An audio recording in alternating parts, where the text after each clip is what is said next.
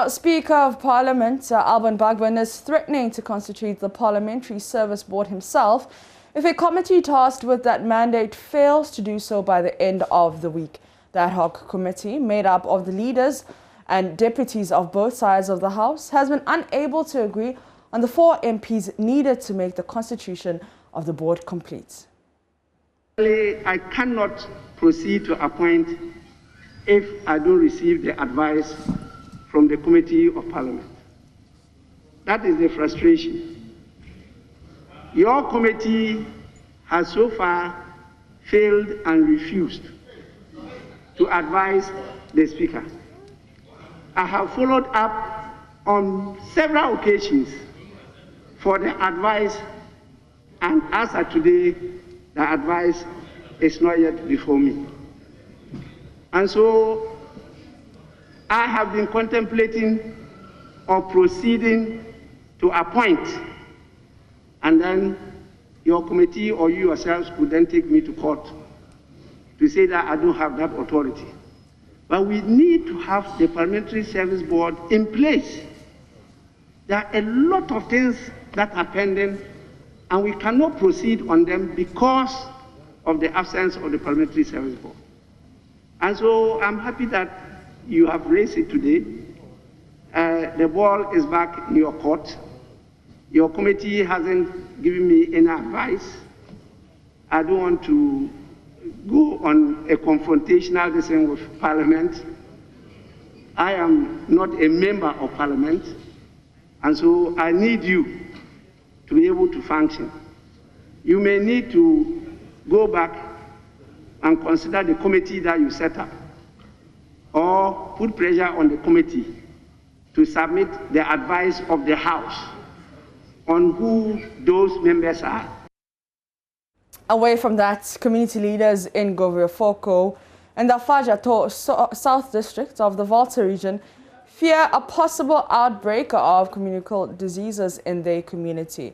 This is due to the increasing rate of open defecation in the immediate environs of the agrarian community, as most homes do not have places of convenience. They want government to support them complete a community-initiated sanitary facility project, which they believe would bring an end to open defecation. Correspondent Fred Kawarasari reports.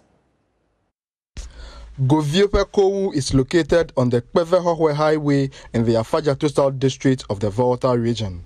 Residents here are mainly farmers specialized in cassava production.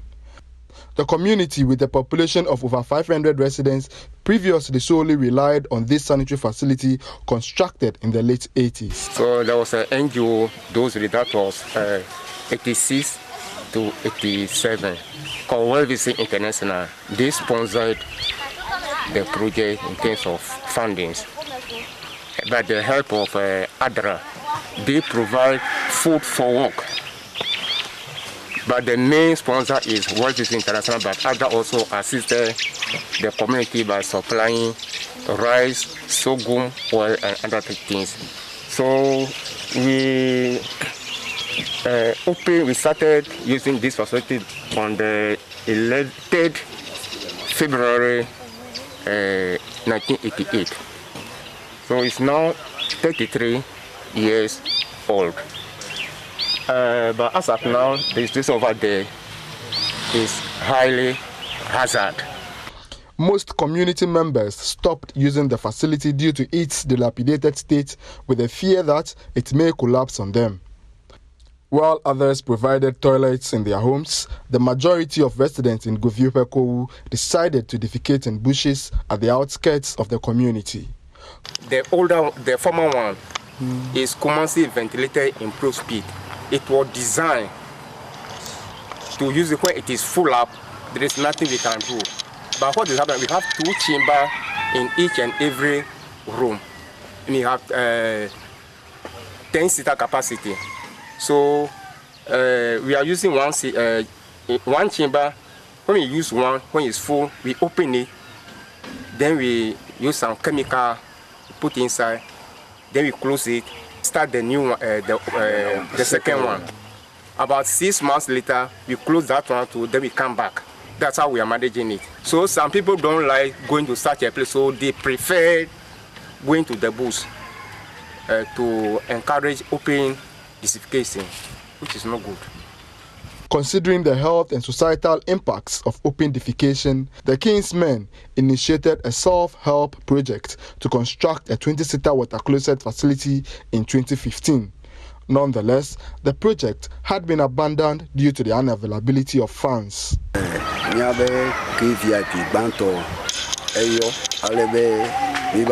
We decided to construct a sanitary facility in 2015.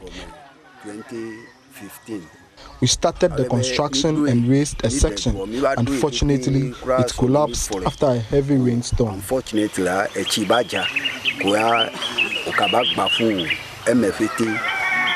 The phenomenon of open defecation still lingers on. The King's Men fear there may be an outbreak of communicable diseases as the rainy season approaches. They have therefore appealed to the government and philanthropic organizations to support them complete the sanitary facility project in earnest. For community, a small community, we are just peasant farmers who survive on the little income we get from our farm produce. We need the financial support of not less than 50,000 Ghana cedis to complete the project. They are optimistic the project, when completed, would bring to an end open defecation in the community, since residents would be compelled to use the facility or be punished for defecating in the open. This, they believe, would prevent the outbreak of communicable diseases in the community. Fred Kwame Asari, Joy News, Goviope, Kowu. Away from that, the Zongo Development Fund Secretariat has, as part of government's quest to sensitize the people on the need to accept the COVID-19 vaccines, begun engagements with stakeholders within the Zongo communities across the country. The team, led by its leadership, called on the Nana Nom, imams and opinion leaders of the Techiman Zongo to be ambassadors of the vaccine, which is yet to reach the Bono East region. There's more in the following reports. As part of measures taken by government to educate and sensitize the masses on the need to accept the new COVID-19 vaccines, a team from the Zongo Development Fund Secretariat, led by its Chief Executive Officer Alhaji Arafat Suleimana Abdullahi, visited the chiefs, imams and opinion leaders of the Techiman Zongo in the Bono East region. It is about COVID-19 education within the Zongos. We thought, as a Zongo Development, an organization set up to promote the welfare of Zongo people, including health for that matter. We need to get up quickly and do what we can to counter whatever these people are taking out there. And we needed to be swift, so we didn't waste time at all.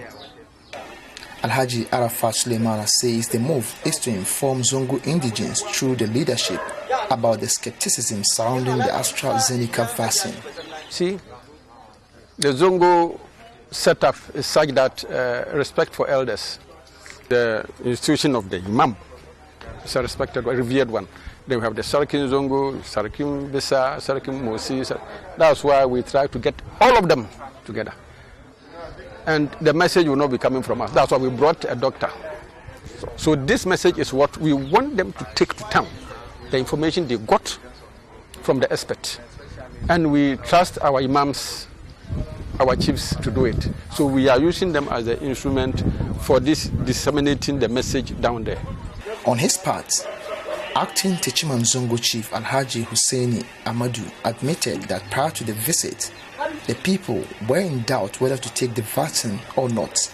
Gaskiya ne farkon da mu da kanmu hankalin mu she ba shi saboda me an tun ba mu tsoro game da maganin na alluran nan mun yi.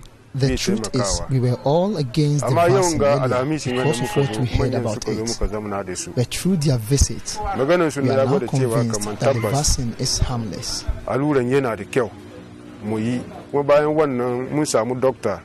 Dr. Ikili, He added that henceforth, The leadership would convey the message and ensure that the people accept the new vaccine. By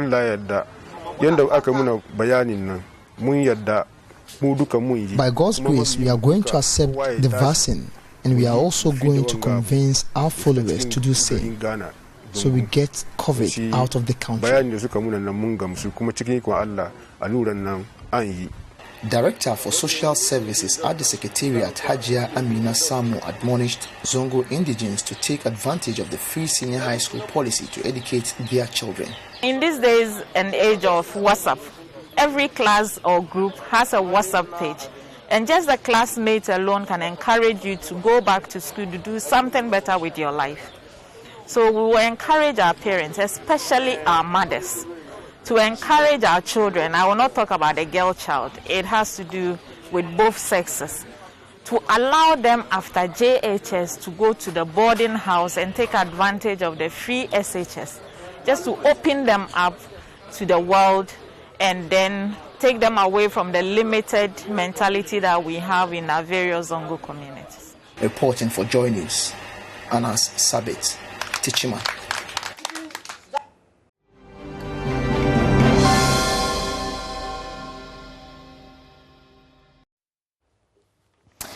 Hello, good morning. Good morning, Benjamin Nakaku. Good morning. I merely played, or should I play the Ghanaian thing and go that, why are you in black? I get it all the time. Black is one of my, the other day on social media, someone gave me, you like dark colors, or it's in my sister kakra, because so that's why you're wearing white. Oh, I've been doing, you've not noticed, I've been doing white and stuff for a while. Well, I love black, but we can't always wear black, I guess, because of what we do, but... Let me ask you this. Yeah? How do you feel if yesterday I wanted to make this point. I don't like adding dread to locks because apparently it has a certain negative connotation to it. Back then, from the days when, some of our ancestors were in the slave ships and being carried, and because they were not combing their hair started getting all natty, and so they called them dreadlocks, giving the intention of dreadfulness, so dreadful locks. Okay. So I like referring to them simply as locks. Okay.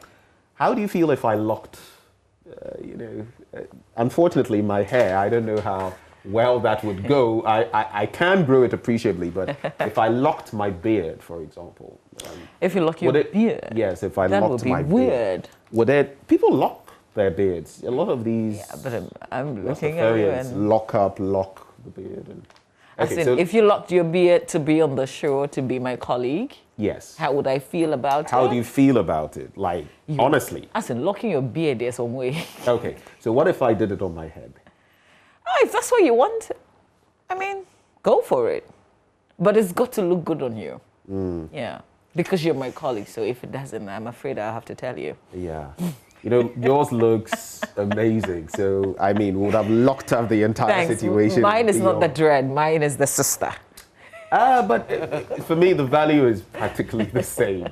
It's one or the other. This issue with the Achimota school, it's been dragging. Well, it looks like the school has taken a position because, in view of that directive, they still insist that no. In the meeting yesterday, and this is the father of one of the boys speaking, where there was representative of the Ghana Education Service, there was management of the school, and then the parents, and the school said that they still insisted that the boys should cut the lock. So. And this was after the GES itself had backtracked. Exactly. So this is why. So apparently they read the directive from the school's directive and the GES directive, and the conclusion was they still insist on the locks going off before they come to school. What's also interesting is the fact that the boys are not going to be there admitted. They're not going to be in boarding school because what they've chosen is to be day students. Right. Yeah. Well. It's a very interesting... So this is where we are. I know that you're having a conversation on that. Thankfully, there are some old boys, or one big old boy who's joining. So it'll be interesting to know what the old student of Achimota themselves are thinking about this matter. Think about it. But I think it's important right now that it's come to the fore, because not just in our educational institutions, at workplaces. Oh, prominent people tell me in confidence that, just in conversation, would you hire someone with locks, no matter how neatly they kept them and all that? And I'm like, well, maybe I wouldn't have had a problem, but there are so many societal this and that, and so to avoid all of that, I wouldn't. Then you ask yourself, okay, I actually know someone who couldn't get a formal job because of his hair. Yeah. In Ghana. In Ghana. Okay. So this morning we're digging into those issues. Yesterday I just put up a message on social media asking people how they would feel if I locked up my beard. That's for your beard, dear Charlie. You wouldn't believe some of the things. But why is it different with the beard? Why is it different? I don't know, like, that would be weird, Charlie. If it's on your hair and it looks good, like you look good in it, yeah, the girls will love you more. Oh, I will look good. Oh, just the girls? Yeah, the girls will love you more. Damn, yeah, okay. They will. All right. I can promise you that, but you still have to have a lot of cash. But the girls. For them to stay. Ayo. Because it's not just the hair. No. Okay, so let's dig into the papers this morning. Which ones do you have? The Ghanaian Times, and two tragic stories on the front page just caught my attention. So I'll do the Times, the Daily Statesman, the Daily Dispatch, and the Finder newspaper. Okay, I have here the Daily Graphic, the Daily Guide, and the Business and Financial Times. Let's start with you, Ma. Oh, so tragedy at Anyomaso Bibre. Maybe I hope that I got the name right. But the story is that there's a father and the son and two others who were electrocuted as scaffold touches power lines. Also, 3 students on motorbike killed in an accident at Adeso. And this story that we've been sharing with you, Achimota School rejects GS order to admit 2 Rastafarian students. Safeguard water resources to help achieve SDGs on water sanitation for all. UN urges nations. Straight up to page 18 on this story of the father and son. It says 4 persons died last Sunday. This is a community in the Ashanti region. It's near Ejuso in the Ashanti region, where these 4 persons were electrocuted. There's a carpenter, a father, and his son, and 1 other. They were said to have raised a scaffolding pole to begin work on a 3-story building. According to an eyewitness, a part of the scaffold metal accidentally touched power lines, leading to the electrocution, which resulted in their death. Personnel of the Ghana Police Service and Ghana National Fire Service later arrived at the scene to lead the rescue efforts. And this reminds me, one of the updates that we're sharing with you here on the AM show is the Pokwase interchange. What is left for them to complete is the 4-tier. They've done pretty much half of that 4-tier. The rest of it, there is a power line very close to where they will cast the concrete to complete that 4-tier. And when we get to that point, the contractors are asking Gridco to put power off for a number of hours on 2 different occasions. So it's important, if you're doing something near a power line, there shouldn't be power in that line. I guess that's what happened in this instance. And you'd see the insets on page 18. This story building is so close to the pole with the scaffold in the middle of it. And this is disaster. But you don't do anything like this by yourself. You have to get electricity power company to be involved if you're going to be touching their power lines or doing anything very close to it. It's always dangerous. But that's the Pokwase interchange story that we'll be sharing with you, the updates. And have you also wondered, we call it Pokwase interchange, but how about we got a different name for it? And apparently there's, the traditional people are coming up with different names, suggesting names, but it's not up to the contractor to name it. It will be the Ghana Highways Authorities. But this place is in between AMA. There's also Ga West, where I come from, And then I think there's another municipality. You come from far, far away. Remind me of 3 municipalities in one. It will be interesting what name they would agree on. Yeah.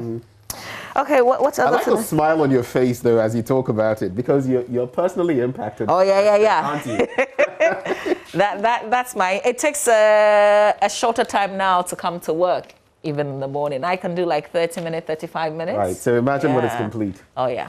No, but it will still not be such a big relief because the traffic will just push to Amasaban. We need... That contractor must start working, open that app. Otherwise... And then you'll feel the flow. Yeah. Right. But I like very much the fact that they've done a lot of access roads. So you can go through... If you choose not to use the main interchange, you can still go around it. Yeah. I like that. On page 3, there's an update on Dr. Opuni's case. Court orders prosecution to produce documents. This is the Accra High Court yesterday asking a witness in the case in which Dr. Stephen Opuni, a former chief executive of Ghana Cocoa Board, and one other are standing trial for alleged stealing and procurement breaches in a fertilizer deal to produce some documents he investigated. So the documents are receipts and invoices for the renewal of Lithovit fertilizer covering the year 2014 to 2018. If you're interested, you can grab the paper and read on. Police grab man over death of 30-year-old man. A man has been arrested by the police for his alleged involvement in lynching a 30-year-old man at Teshi in Accra. The suspect, Clement Goli, and other accomplices were reported to have lynched their victim.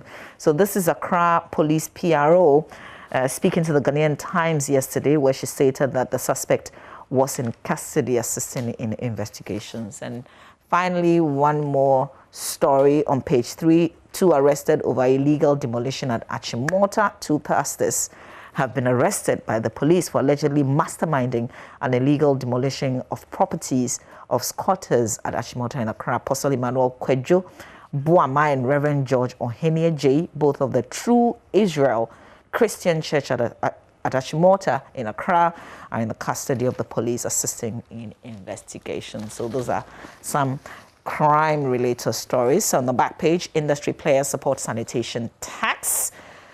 Make sign language examinable in health training institutions. That's a very good call. So this is the Upper East Region, regional branch of the Ghana Federation of Disability Organization, calling on government to, as a matter of urgency, make the sign language examinable in all the health training institutions across the country. The group who made the call at a regional policy dialogue forum organized by Action Aid Ghana and Bogatanga on Monday also proposed to the government to recruit sign language interpreters as a short-term measure for all health facilities in the country, while it made the sign language examination a long-term measure. Have you ever thought for a minute, for persons who cannot communicate but use sign language, if they happen to have an emergency and they go to the facility where we all go to and it's easy for us to communicate? Ever thought, whilst they're struggling, they're trying to communicate and nobody can read the sign language, nobody can understand them? Yeah, we pay very little attention. Would be pretty frustrating. Yeah, absolutely. Very frustrating. Okay, Ben, that's it for the Ghanaian Times. There are other stories that our viewers can grab and explore. Especially for those who maybe have issues with hearing. Have you ever thought of how sometimes they can still perceive music and dance to it? No, actually. So I found out yesterday that for some of them, they perceive it through their feet. Ooh. The vibration of whatever. So the speakers, they feel it. You've not taken time to... Yes. So when music is playing, especially if your feet are, in slippers or something, it's pretty close to it. And you can feel the vibrations. And that's how they can actually end up dancing to... I'm talking about someone who may be deaf or maybe even deaf. That's interesting. Mute. I found out only yesterday, and it got me thinking... Because I would usually use the beats. Yeah. But if you're not hearing it, how can you perceive? And that also reminds me of elephants. Actually, elephants can pick up the sound of rain, and it's through their feet as well. Yeah. So I wasn't surprised. I could see the linkage. But let's get into the Daily Graphic. Achimota School locks. I'm not going to say the first part. Brouhaha. Cut hair, conform to rules. School authorities insist. So the latest as we know it, the debate has continued at a meeting with the management of the GS, the headmistress of the school. You made mention of that meeting, Mrs. Marjorie Afenyi, and the parents of one of the students in Accra yesterday. The headmistress maintained that the students had not been denied admission to the school. Rather, the decision was for them to cut their locks in conformity with the school's rules. So their admission stands, but the point is, if you want to continue, you have to conform to the school's rules. And we also know that the next step for one of the parents, at least, is to take the matter to court. Quoting there, the next step is to take it to court, and there's no question about that. We're trying to find another school now for him, he said, adding that I was shocked at the decision of the GES today after last Friday's directive. Now, the Accra, the old Achimota Association, has also waded into this. We've all seen their statement, and they say, we are concerned about the action taken by the Director General and have therefore requested that he rescind the directive. And indeed, the GES has backtracked on its position. We also heard from Mr. Angel Kabonu, who did not mince words and said that, well, that would create some sort of chaos, and if that's what the court would rule for, then there would be all kinds of chaos from the teaching end as well. But tied to that, I'm sure you've heard of Rodney Nkrumah Boateng, MP at large. He writes a lot, and he has something tied to Isn't he still with the Education Ministry, or he's no longer there? Well, I'm not certain yet, but he says he has an opinion piece on page 10, Achimota debacle. And where I'm going to highlight, well, he talks about rights versus rules, balancing the act. These two portions, very briefly, are reality. The reality is that our society continues to evolve and get more complex in its diversity and outlook. What was fashionable or permissible a few decades ago may no longer be the case. And in my view, it is unreasonable to expect our SHS landscape to look or feel the same way as it did 40 or 50 years ago. I mean, back then we were using guarantee and all of that. I didn't come to use guarantee, but people did. We had the flared up trousers. It faded out, and now if you used it, you would look a bit off, though the bulging ends came up, the bells and all of that came up at a point. And he says, I do not think the way forward is to throw the rule book away and allow a free fall of clothing, hairstyle, and every other aspect that has been in place for all this while. They have served a useful purpose, but he also says that there are certain things we could look at. So interesting perspectives there, and we shall get into more of that on the show this morning. Mama V, in Congo, I'll tell you what, one thing more important than putting yourself forward for a presidential election and maybe even winning it is to stay alive and actually find out what happened in the polls. Now, in Congo, the leading opposition presidential candidate in the Republic of Congo's election, Guy Brice Parfait Kolila, died yesterday, a day after the country went to the polls. So he did everything. Final day, polling, and unfortunate, tragic, I should say. They said COVID-related complications. You know, the thing that COVID can do to you after you recover. In just a few, a short space of time. Yeah. Right? I listened to that story, and I was really, really sad. Really, really sad. Yeah. So that's a really, and our condolences to all Congolese. Tunisia launches first satellite. It's a small step for aerospace, but a leap for Tunisia as it launched its first satellite manufactured locally last Sunday. And stories like this give me hope. Was it this? I think it was it last night? I think it was this morning, rather. I was listening to Pastor Ato Aqua, and he was talking about how sometimes we denigrate everything African to the point where we don't want to see any good coming from here. I remember Rwanda on the educational front, I think last year, launched a satellite of sorts. And here we see Tunisia doing same. So, giant step. When will Ghana get there? We've done a few things. There's a university in Koforidua. Yes, I think that was also last year or a year and a half. We've done some things that I guess we have to be given updates to our viewers so that we can also appreciate the little steps that we've been making. I think All Nations University, yes. I remember talking about it here on the show. Yeah. There's on page 7, this morning I'm singling out some of the matters that we don't usually get into. Kayaye, deep night to see their plight. You should just check that. It's an opinion piece on page 7. But in the day, we see what we choose to. At night, their ordeals, the things they go through. A lot of them, you would see them with the children, all of that. Some of them are raped. They are forced to pay certain sums. And where are they sleeping? By gutters and the rest. And we practically pretend those things don't happen. Social systems in Ghana, I'm sorry, are piss poor. And we just pretend these people don't even, we marginalize them to the point where even they feel they are just outcasts. Third wave will wash up on our shores, warns UK PM. That's on page 9. Here too, I hear there are threats of a third wave of sorts. And then on page 13, campaign to end period poverty launched under the Sister to Sister initiative. And menstrual period. Exactly. I have a friend who is always posting about not taxing our periods and all of that. It would shock you to know that, especially when it comes to the educational front, a lot of girls don't go to school around that time of the month because they don't have the sanitary pads. The sanitary pads and all of that. So, it's not cheap, you know. It isn't. It's not. And if all you have is what to buy food, and you have to spend some buying sanitary pads, right? Then you that's see when you the feel, reality of it. If you're earning about 5 cedis, 6 cedis a day, consider the woman selling sachet water and the rest. What is her profit? To talk of how much is she going to spend on the sanitary pads? Yeah.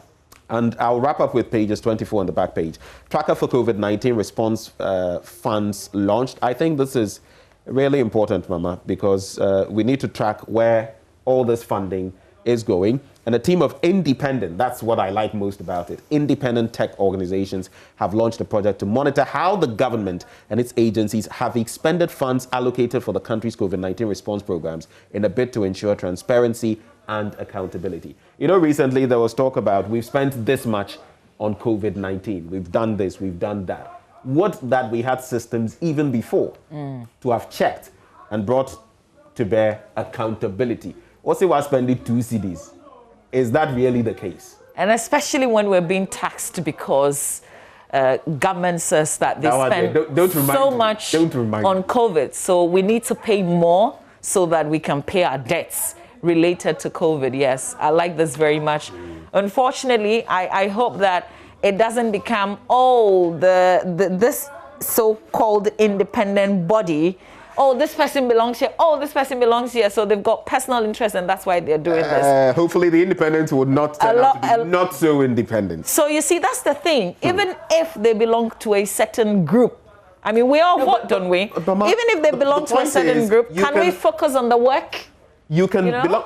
Come to think of it, I mean, let's be. We're going to trivialize a lot of these people in office, technocrats and the rest, they belong to different ends of the divide. Yeah. One thing I always say, wherever you go, church, here, in this environment, you get people, especially with our very two-lane kind of political system. You get people from this end and that end, MPP and NDC. But the point is, wherever they are on the political spectrum, are they doing what they are supposed to do? Yeah. Can they do it? Are they being efficient and effective? If they are, it doesn't really matter which side of the when they try to do some objective work, some people will begin to read into it and bring all sorts of things out. But sometimes some of these persons also give them cause to question them. Yeah. But let's do the final newspaper, front page of the final.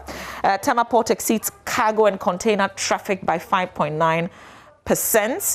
Assets of banks hits 152 billion Ghana cedis, while deposits rise to 104 billion Ghana cedis, according to the Bank of Ghana. And about 50% of SHS1 students yet to register, according to senior high school heads. And then on Galamsey reverses water quality gains, there's a... is this Cecilia Abenadapa, the Minister for Sanitation and Water Resources? I don't... Can I have a look? Because... is that her? Yeah, it looks like her. Oh, she's changed Slightly a bit. different, but it does look okay, like her. So if you look at the difference from 57.8% in 2019 to 56.6% in 2020, I was just thinking that the laughter or the smile does not go with this. This is very small difference. But we're told that government has injected $1 billion into 6 rural water projects. So that's a good thing. But I don't think from 57.8 to 56.6 is such a big gain for us to be jubilating. We've made a big mess and we need to recover real quick. I think that analogy with the smile, it's reflective of our system, isn't it? We get very little and we're told it is gargantuan. That has always been our system. But to be fair, I don't think that the paper has not said that she was smiling to this statistic. So exactly. No, I mean, we're also not wrong because that's the interpretation that we're putting to it. And I guess this may not even be tied to the event. Absolutely. Or the entire statistics. Yeah. Okay, this was in our news. Bagbin explains delay in appointing Parliamentary Service Board. He said that if they fail to do it, then he's going to do it. Arocha Ghana reiterates Ghana's lost forest restoration plan. And there's another angle to the opening trial you can catch up in the final newspaper. Right. Let's check out some more details. And the Daily Guide is my next paper. Some of the headlines, though: alarm blows over fictitious court records. And this is something that we've been talking about in recent times. You remember that interaction with the Attorney General and the Chief Justice? Opuni investigator clashes with Agongo lawyer. Court convicts Okuapehene Abriwetia for contempt, and then killer husband denied bail. I thought there was talk about his getting bail, but now it appears, there are these issues of non-bailable offenses and what the law has said and all of that. Well, it appears for him it's not going to be a bail situation. But on page 6, what I want to highlight here, the bit about the court convicting the Okuapehene Abriwetia for contempt. Ekofredia High Court in the Eastern Region has convicted the Okuapehene of Ekropon Ekuapem, Odeshia Kwejo Kese, and Abriwetia Lily Ajiman for contempt of court. The court, presided over by Justice Doris Dabanka Bekwe, after holding that the two were guilty of contempt, fined them an amount of 10,000 Ghana cedis each, and they risk spending 14 days in prison if they are unable to pay. And it followed a suit filed by Nanefia Inketia Obua II, among others, against the contemners for blatantly ignoring the judgment of the Judicial Council. I'm just trying, Mama, to get the backstory to this event. It has to do with one of these installation challenges. So the committee on April 30, 2020, in its judgment, nullified the nomination, selection, and installment of Odeshia Kwesi Kufu as the Okuapehene on grounds that the processes leading to his installation were not carried out in accordance with custom, hence they were null and void. I think I saw pictures, something like that, with regard to this incident, and that's what drew my attention to it. But that's what I'll focus on when it comes to the Daily Guide newspaper. Your favorite page is also here, Mama. The center spread. The international entertainment page? Yes. Maybe the one I could highlight, Kanye West not richest black American. You saw that release from Forbes, right? In recent times, before Forbes came out, there was this 6.6 billion thing going around. And Forbes has come to say the highest he is worth is 1.8 billion. Nothing close to that. And that the richest... Kanye couldn't be the richest. Kanye couldn't black, be the no. I mean, he is just about halfway towards what even Oprah Winfrey has. Remember that he's also going through a divorce, right?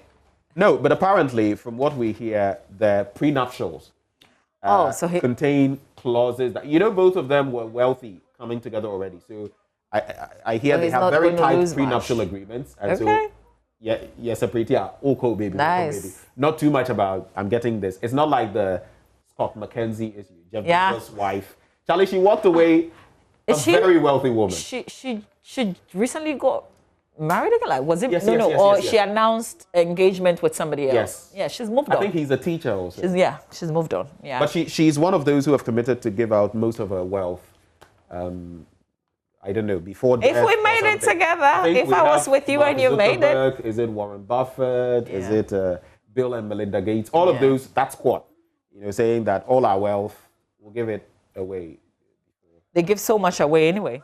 Okay, do we have time to do my John line, or I go through the Daily Dispatch? It says NDC will find it tough without John Mahama in 2024 elections. And there's is it a rejoinder, a response? Missing vehicles and national security. Colonel Opoku did no wrong. And that's on the back of the EIU saying that 2024 will go the way of the NDC. Yeah. Right? It's MP. So if you want to enjoy those analyses, there's also one in the Daily Statesman that says Mahama not 2024 choice of Ghanaians. Another survey shows. Yeah, you can battle it out and see the angles. Yeah. See, we're in 2021. We're thinking 2024. We told you. And we're thinking 2024, not in terms of developments, infrastructural development, either in health or sanitation. It's in the politics. Yeah. Did you just come to Ghana? Welcome to Ghana. All right, you're watching the AM show. We've got interesting conversations coming up. One is the updates that I did on the Pokwasi interchange. If that's your route, if Awoshi, thereabouts is your route, or Kwabenya, or Amasaman, Kutunse, then you've got to stay for these updates. Finally, we have a date for the interchange to be completed, and I have that exclusive, so you've got to stay and watch. But we also have that conversation on the parents, the Rastafarian parents, their children, the GES and Achimota school.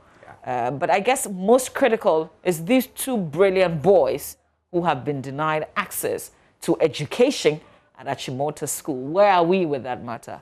Ben will give all the update after sport. Stay with us.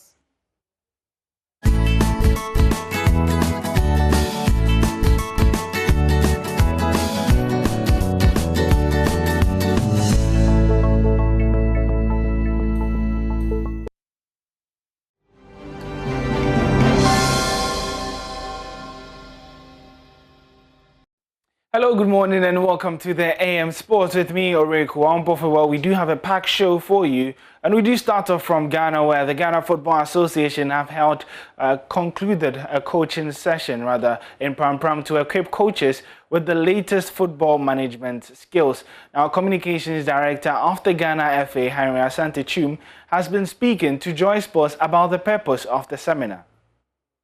The football governing body decided to engage the services of UEFA and FIFA technical instructor Eric Rottemuller to take the national team coaches through the various models and upgradement of coaching across the globe. Communications Director of the Ghana Football Association, Henry Asante Chum, says they decided to engage his services to ensure the national team coaches are abreast of the current modes of coaching. We realized that since the appointment of these coaches, there have been different assignments at different times, but we have not really had the opportunity to sit down with them and understand their thinking. Now, in doing so, it is also appropriate that you get them a technical brain, someone who has seen it all, who understands the modern trends of football, to have an interaction with them and take them through different areas in the football technical aspect. So it's just an exercise where we want him to take the national team coaches through the modern trends of football, new technical lessons, have a discussion, understand where Europe or UEFA is going, since he has foreknowledge of the issues that pertains in Europe. Explaining what the GFA seek to achieve with the organization of this technical instruction, Henry Asante Chum says it is important to upgrade the knowledge of the national team coaches. Well, if you can't take the coaches to Europe for them to have attachment around this time, because the season is on and because COVID is also around, and you can bring someone to Ghana for the same purpose, why not? Because it's always been the dream of the Executive Council to give these coaches the necessary or the needed exposure. So one of the things to do is to send them out for them to have attachments with clubs, national teams, federations, and so forth and so on. But having analyzed the situation with COVID, with travel restrictions, with difficulties in movement and all that, we thought it wise to rather fly down someone to come for the same exercise. What we want to do is to expose these coaches as much as possible, give them the opportunity to assess themselves as much as possible, come up with ideas, recommendations, suggestions that can make them better. The GFA in December 2019 engaged the services of 8 coaches and their assistants in December 2019 to oversee the building of the 8 national teams in the country. Well, that was a report put together by Muftal Nabila. Let's now do more stories where former Asante Kotoko player Ransford Osei has hanged his boots from the Black Satellite, from the national team, and then from club football as well. And we're bringing you more on that as well. But let's stick with Kotoko. And, we'll come back to Kotoko actually. Let's talk about Ransford Osei, who's retired from the national team and from club football as well. And he did this at age 30. And you would quite remember him for his glory days in youth football between 2007 and 2010, where he did win the Golden Boot at the Under-20 Africa Cup of Nations in Rwanda in 2007. And then he went on to win the Silver Boot, after finishing as the second top scorer in the 2007 Under-17 World Cup. And in the Under-20 2009, he also did finish top scorer in the Africa Cup of Nations, the one that Ghana did win, and then also was part of the team that won the Under-20 World Cup, the only African country to do so up to date. So certainly he does trigger a memory. Unfortunately, he wasn't able to translate that form to national team football. Only got the opportunity to make 2 appearances for the Black Stars, was included in the squad that went to the 2010 Africa Cup of Nations, but never had an opportunity to really stamp his feet on the national team. And he announced his retirement yesterday via a YouTube interview. And we're bringing you more updates on what could have gone better in terms of his career throughout our bulletins later today. But let's take with another Kotoko and former Kotoko player, and that's Frimpong Manso, who has commended the national team for inviting 2 players from the Under-20 AFCON winning team for impending national assignment. The players include Ibrahim Danla, the goalkeeper, who now plays for Ken Faisal on loan from Asante Kotoko, who was adjudged as the overall best goalkeeper of the Africa Under-20 Cup of Nations in Mauritania, and then Philemon Bafo, who plays for Dreams FC as a right back. Manso has lauded CK Akono for reposing confidence in the youngsters. No, if you get the call up, it doesn't mean you are going to play for it's still part of the learning process. They've been drafted into the national team. Now they are going to meet with very experienced players, and now from there they will learn a lot from the training sessions, of the page, and then what goes on at the highest level. So it doesn't mean they are ready to play now, but still they are learning, because from 20 their next move will have to be the national. 23, maybe somebody might not even get the opportunity of playing for the 23. So for me, I think it's a very good experience. It's a good, if you look at the players they picked, Danlad has been with the 17, 20, 23, but still he's still a minor. So for me, I think it's a very good experience. Okay. It's a very good experience. Okay. Now, Coach Zito, he won the cup with the boys. He has been talking about the progression of the team, especially when we are done with tournaments of this nature. We don't see the boys again. You don't see them progress, maybe from U17 to U20 to 23, maybe to the local, before even to the Black Stars. You have followed the Black Starlights before. As a country, as an association, have we been able to handle our youth development very well in terms of their progression? No, this is one thing as a country we've not done well at the youth level.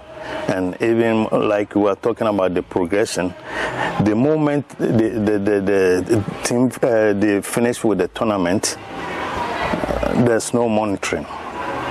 Some will move to Europe, some will stay, some will move to Asia, and then some in Africa.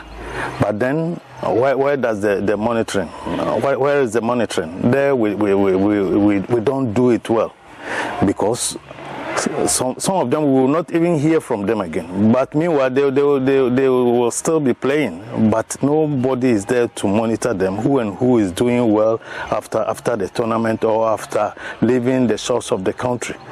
So this is where I think we need to do well, improve on the youth setup as a general. A lot will have to be done. Okay. So, Coach, for you, I mean, you spoke about monitoring. Which department, or I mean, who should be in charge of that monitoring?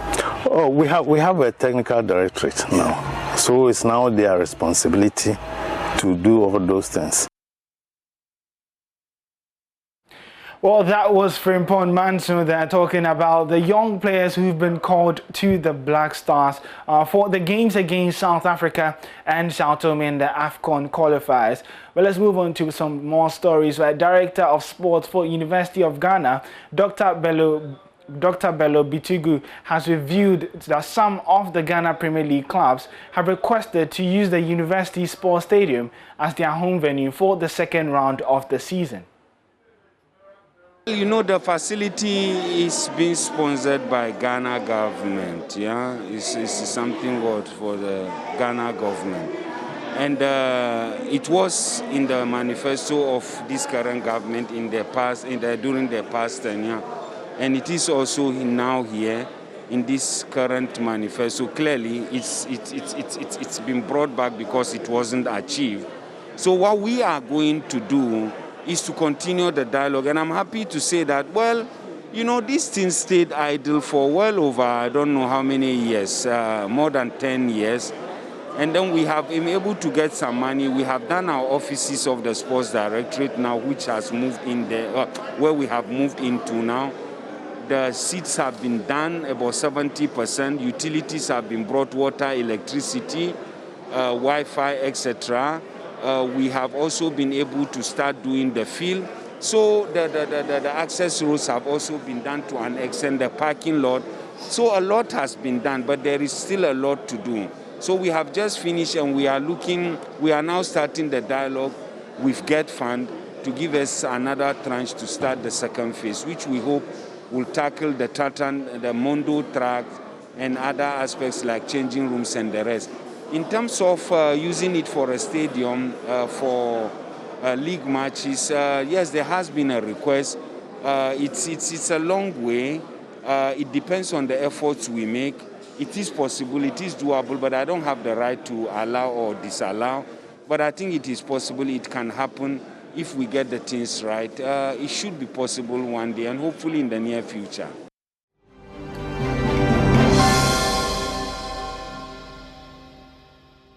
The headmistress and the staff of Achimota did not deny the young man admission.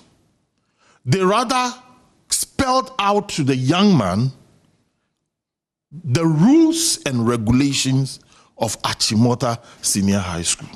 We cannot begin this day to start making exemptions for individual students based on their beliefs, based on their culture, based on their tradition, and based on many other issues. That will lead to a chaotic school environment. Because of this, NAGRA disagrees totally with the position of the management of the Ghana Education Service. And we are calling on the Ghana Education Service to redirect the headmistress and the staff of Achimota Senior High School to ensure that the rules and regulation of Achimota Senior High School, and indeed any other senior school, is abided by every student. Let me repeat that we are calling on the Director General and the management of Ghana Education Service to redirect the management of Achimota Senior High School to ensure that the students, and indeed everybody, abide by the rules and regulation of the school. We are also calling on parents to know that every school has its own rules and regulation, and they should read the rules and regulations of each school before they allow their children to apply to those schools. Now, people are talking about human rights. Let me inform everybody that human rights is better ensured in an environment of rules and regulation. NAGRAT welcomes anyone who will want to go to court on this issue and on issue of discipline in our schools. But that when that court issue comes up, NAGRAT will attach itself because we are an interested party.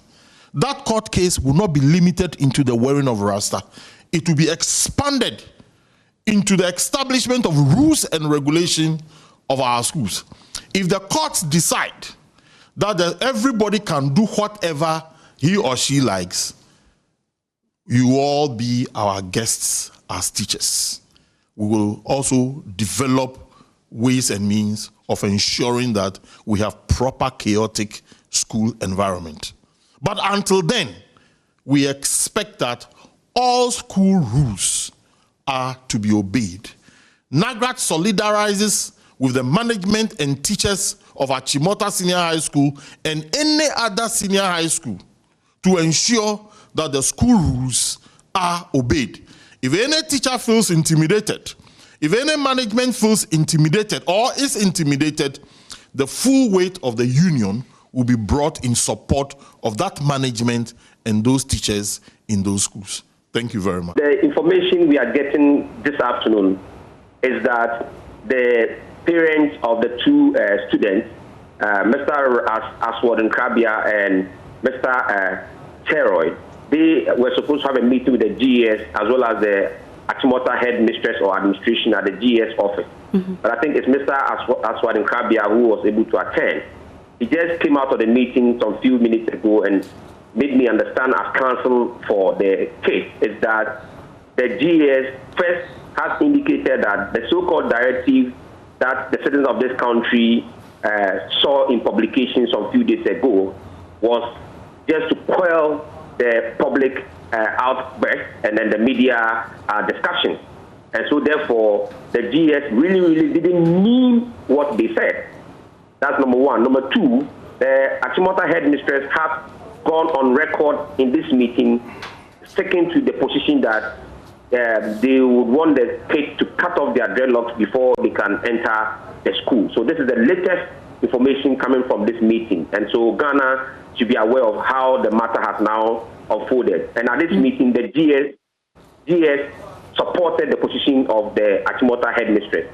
So as I speak with you now, I can confidently and authoritatively state on your network. In fact, Joy FM is the first network to hear the current twist of the matter, that the GS publication we all saw some few days ago, in my word now, I can say was a facade. It was a fluke. It was just to deceive the citizens of this country to believe that the GS is stepping in to restore peace, only for it to be told today at the meeting that it was just to quell the media outburst, but the GS didn't mean it. And therefore, the Achimota school's position that the kids have been admitted, but they must cut off their dreadlocks before they come. That's the only way they can come onto the campus. The GS supports that. So that is the latest in respect of that matter. The Rastafari Council is very much surprised at this latest development. My sister, it is really a disservice to this country. It's senior citizens of this country who are managers of our public institutions sometimes can even deceive the entire nation to the extent of getting the entire country to believe one thing and just in a few days turn around and put up a position that indicates that we didn't really mean what we said before. Okay. It's really a surprise. So this has generated a very interesting conversation across the length and breadth of our country. Some people are for, others are against. But the question is, should we admit students who come to school with some notable differences? And they tell you it's their religion. In the 1930s, we had, Rastafarianism become a thing all the way from Jamaica. This morning, we get into the situation as it is currently, as we're discoursing on it. And joining us, Joel Nete is Vice President of the Old Achimota Association. They've been speaking. They put out a statement. We're going to be hearing from their Vice President. We also have joining the conversation, Thomas Musa. He actually is with the Ghana National Association of Teachers, and we have Bright Apia, who is actually with Child Rights International. All of them will join to express different thoughts on the conversation. But we start with Mr. Nete. A very good morning to you, sir. Thank you for joining the conversation on the AM show. Good morning, Ben. Thanks for having us. Right. And good morning to all your listeners and viewers. Once again, we're grateful.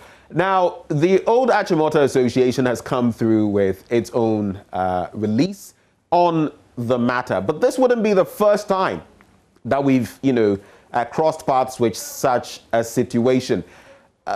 Some have said that this is becoming anachronistic and all of that, the way we are approaching this matter. But maybe we'll start from the standpoint of the Ghana Education Service and whether you feel they interfered by sort of directing the school, your former school, or your school, I should say, to actually rescind its decision. You came out with that statement, Mr. Nete. Why did you feel it was necessary to come out with that? Well, yes, the OA National Executive came out with that statement signed by our President, Professor Aite, because we thought we needed to be careful about the bad precedent that was being set. Now, the way schools are run is that the GES sets up governing boards for the various institutions. And if we all know about good corporate governance, once it is that there's a board in place, that board is then the supervisory body that ensures that the management of an institution is doing the right thing. So when it is that there are challenges, you expect that the governing board that you've set up yourself, which actually has GES representation, would be able to get together and deal with any issues that happen in the school. If for any reason the governing board is challenged, that governing board definitely will reach out to the mother organization, be it GES or the ministry or whatever it is, for support. But when it is that you have a governing board and then at the least provocation, the least challenge, the body that sets up this board then jumps in and gives instructions, then essentially what you're doing is that you're tying the hands of the governing board, and that's not proper corporate governance. So that was what our issue was with the GES. Now, the substance of what the GES itself said in terms of the instruction to admit the students, what I think is happening, unfortunately, is that with very much like everything else around this particular story, it's being given a spin to suit the narrative. And that's where I think we need to be careful. So as the Old Achimota Association, we definitely have had challenges with the GES as the central authority jumping in and as instructing not even the board, but directly the management of the school what to do and what not to do. So once you put that aside and you look at the substance of what GES said, I think this whole brouhaha is because, well, one of the reasons is because we're looking at the word admission on two different fronts. There's admission into the school based on the grades you get, based on your application to the schools, based on your posting. And then there's admission based on, now that you've been admitted into the school, you sign up to obey the schools, the constitution, the rules of the school. And so then you come into the school, you are admitted into the school. At the beginning of this whole narrative, I think, and I stand to be corrected, that the word was put out as if the Achimota School Administration had refused to grant admission letters to the students, even though they had passed and had the requisite grades and had been posted. And so the students were not Achimotan students, so to speak. I want to believe that that's what made the GES jump in and say that essentially if the students have the required grades and have been posted, then admit them. But that wasn't the story. Our understanding is that the students had actually been given admission letters. So they had been admitted based on their grades. As part of that process, they had, of course, signed up to say, we will, everything that is required of a student. Obey school rules, do this and the other, pay this by this date, school reopens on this date, all of those things. It was now at the time when they had to come into school that the question of what they look like or how they are keeping their hair vis-a-vis now coming into school and what the school rule says became a question. So I think that we should just focus on what the substantive issues are. For a fact, the students were not denied admission into Achimota School. The students were asked to cut their hair in keeping with the rules and regulations of the school before they came into school to start the academic year. So that's the difference I think is important. Let me just chip in this bit, Mr. Nete. And is denial not denial on whatever front or however you may couch it? Because whether, and indeed we've heard from the school itself saying that we did not deny them admission. Yes, they had gained admission, but the fact was that there are certain school rules they have to abide by. But the point to be made here is that one of the parents, for example, has intimated he's going to pursue the matter in court, that he's going to find another school for his child. What that simply means is that whichever way we couch it, this individual, this boy who from all, indications is a very bright student, is actually being denied access to education, which he actually rightfully supposed, according to the system, qualifies for. Does it not still boil down to the same thing? Is it not discrimination? No, it's not. Look, personally, I'm one who advocates for diversity, not just diversity, but inclusion.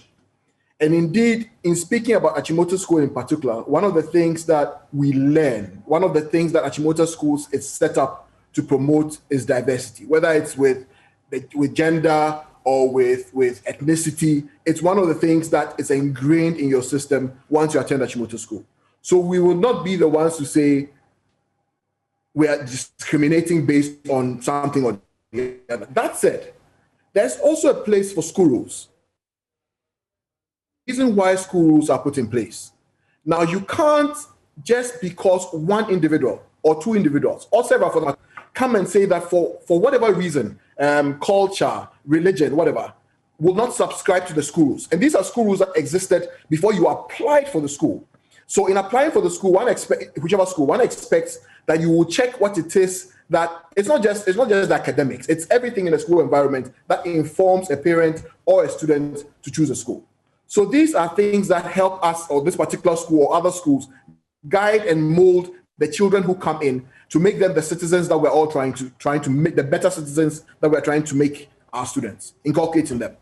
So having done your homework, if it is that you know that this is what this school stands for, these are their rules and regulations, isn't it also unfair on the school for you to come in at that point and then say, if I have to cut my hair, then you're discriminating against me? But you knew this. For me, like you saw in the OA statement, this debate is a healthy debate. We have to ask ourselves, there are a ton of school rules and other rules throughout this country where you have to ask yourself, are they still relevant? So the debate is good.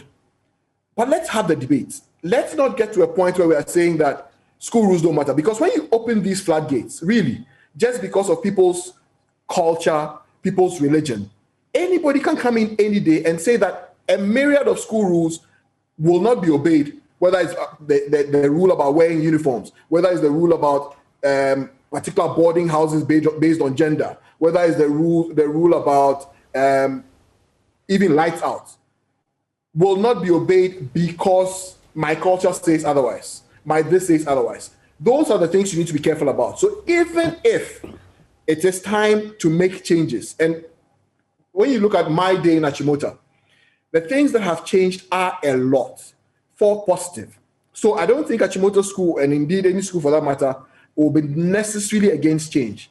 But change for me has to come in a way that is well thought out, it's a deliberate thought process, and it makes the whole better than the sum of its parts.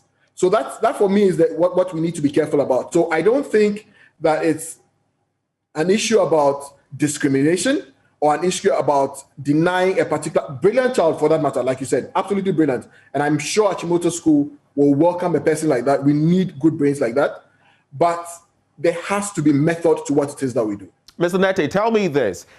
What differentiates Achimota School? And I pose that question from this angle. There is the Osei Tretwe Senior High School, which faced the same situation, and they have admitted a student with locks. Yes, so there were some, hindrances, some impediments from the start, but they went ahead to admit the student. And I ask this because even per our constitution, nobody, no organization, no ministry, no department, no agency can come up with any rules, laws, regulations that contradict what the Constitution says. Our Constitution is clear. No discrimination, not based on creed, religion, not based on the skin color, not based on, whatever it is. So in this instance, I go back. Why is Achimota different, especially when another school faced with the same situation is adopting this measure? Is it that don't we maybe have some sort of level playing field when it comes to the regulations of the schools per what the law, our constitution says? Should that not, have some relevance? Absolutely. Look, Achimota School is not discriminating against these students. I've said that 1,000,001 times. Achimota School is open to all religions. When I was there were Muslims, there were Christians, there were African traditional religions, but the expression of it is guided based on what the school ethics itself suggests. So for instance, somebody who's an African, there was a gentleman who was 2 years ahead of me who practiced African traditional religion. Today, I think he works at the Ministry of Information as one of their PROs. Their practice suggests that they walk, he's Ghana like me, they walk barefooted. How do you expect that to be implemented or accepted within a school environment? So there are challenges. Was it Osei you said? Hello? Yes. Osei, that's what I said. Yes. I mean, I don't know what their school rules are, but they've admitted the students, I think, is good. If their school rules or the rules of the school allow them to do that, that's a good thing. I don't have an issue with that at all. I just think that Achimota is evolving. We have rules. We have rules that are for the whole. We have easily 2,000 students. We've got to be careful that how these things come into play, because look, change is good, but in my opinion, we should have a deliberate and sound review like the OA has called for. And if it is that we can manage all of the, look, the thing about Rastafarianism or any religion is how you express it. What I want us to be careful about is saying that Achimota School is not accepting Rastafarians. Definitely not the issue. Achimota School has an issue with how students, male and female, keep their hair. But the point to be made, Mr. Nete, the point to be made, I keep saying, it boils down to the very same point. You may say that you are not admitting or you are not refusing to admit Rastafarians, but the point to be made is that with all these impediments in place, that is what it boils down to. You are not accepting Rastafarians. That's what it means. We are not accepting any students who are keeping their hair any different from what the school rules suggest. I don't think the length of hair or the locks is the only expression of Rastafarianism. It's not. Is it? Tell me, Mr. Nete, what do the school rules really reflect when it comes to a dress code, when it comes to how people wear their hair and all of that? What is the specificity? Do tell us. Oh, I don't know. I don't think I remember off the top of my head, but we have a document that becomes the Bible of Achimota School called the Blue Book. It talks about uniformity. It talks about things like the length of the ladies' dresses. It talks about the color coding. It talks about look, Achimota School from the very beginning brought in students, as we say, from Gambaga to Accra, from Yosu to Keta. One of the things that we try to do is to try to create an environment of uniformity so that things like class, things like the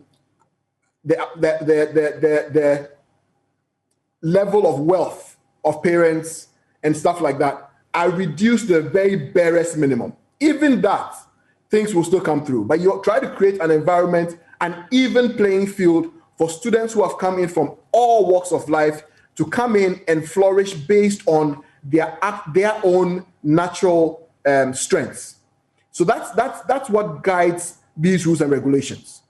Not to make exceptions for people's class, people's religion, because you always, and another thing I want us to remember is that we are dealing here not with adults, but with children, it's like teenagers.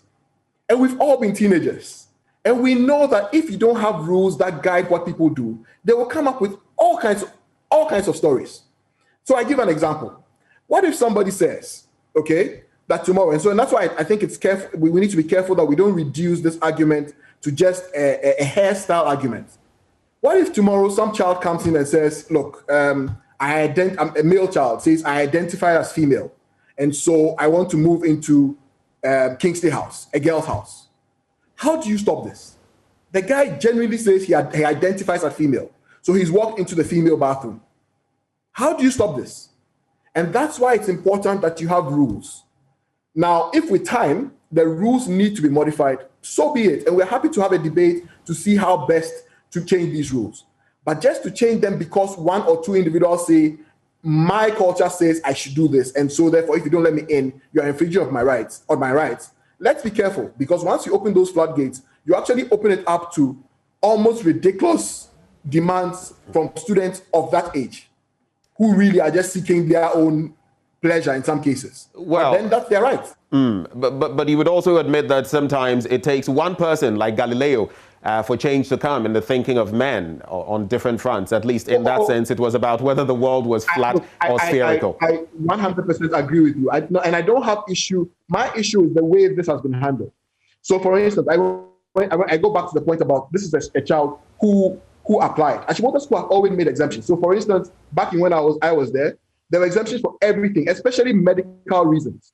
If it is indeed that you have a medical reason or a health reason why you can't do something, you go in, you bring in a medical report, you are giving a check, you are allowed to do what it is that your health permits you to do. If it is that the Rastafari Council, for instance, had started or starts now an advocacy trying to explain to the world what it is that their issues are, why this, that, and the other, we can have a more holistic conversation about, look, can you modify this? And not just on an Ashmuta school conversation. This is where GES will come in schools. But when you wait, when you choose a school that has rules, and on the day that you are being admitted, suddenly then say, I want to go into this school, but I am not ready to follow its rules and regulations. This is what you get. So if, as a council, the Rastafari Council, I think that's what they're called, want to go out on an advocacy to GES, to schools in Ghana, to the Ghanaian populace and everything, it's a good thing to do. Let's do that. Let's weigh the pros and cons. Let's see the merits and demerits, and let's make the appropriate adjustments. But I think that the way this has been handled is the reason why we are here, where we are today. So if I get you correctly, I'll go to something else that you said a short while ago. But let's picture a Samson, a biblical Samson in this modern context. You're suggesting then that if the person said, for example, that apart from my religion, so I can produce proof that medically speaking, I must not shave my head. I must leave my hair to grow natty, to be kinky and all of that. That would be okay. But not on the standpoint of religion. If a doctor, so if someone comes with locks and says, well, medically speaking, for some reason, I can't take off my locks. It is medical, it is scientific, I can back it up. That one the school would accept. Oh, absolutely. I don't know about scientific, but if it's medical and impinges on the person's health, I'm pretty certain the school will accept that. We have lots of exceptions. Look, for instance, there were asthmatic patients. One of the things that we do in Achimota School for health reasons is morning trotting and all of that, jogging.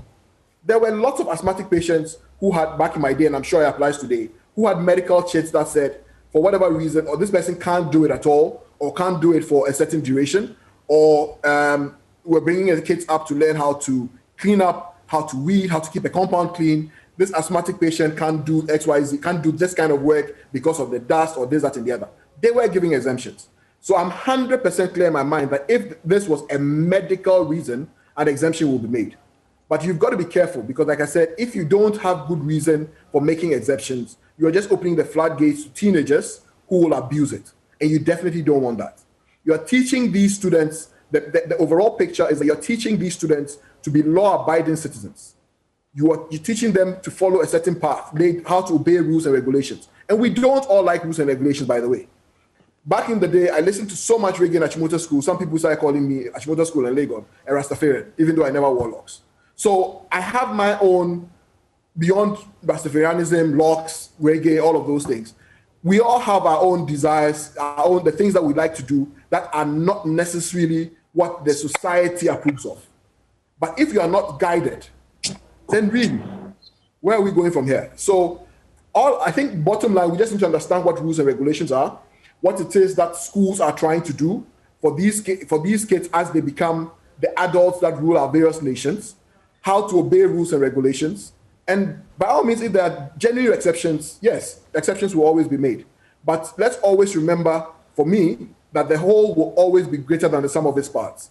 And let's be sure that by what we're doing now, we're not setting precedents where parents and children or students or teenagers decide that I'm above any rule, and teach them that depending on how much noise you make, you can avoid obeying school rules or any other rules outside of school for that matter. I think that this is a dangerous precedent we're setting, and we've got to think through this carefully and be careful what we're doing and what the possible outcomes can be. I have one more question, at least for this batch, and I would just ask you to hold your horses briefly there, Mr. Neti. Let me welcome aboard the conversation Mr. Thomas Musa as well, who is also with the Ghana National Association of Teachers. He actually heads that organization. Mr. Thomas Musa, thank you very much for joining the conversation, sir.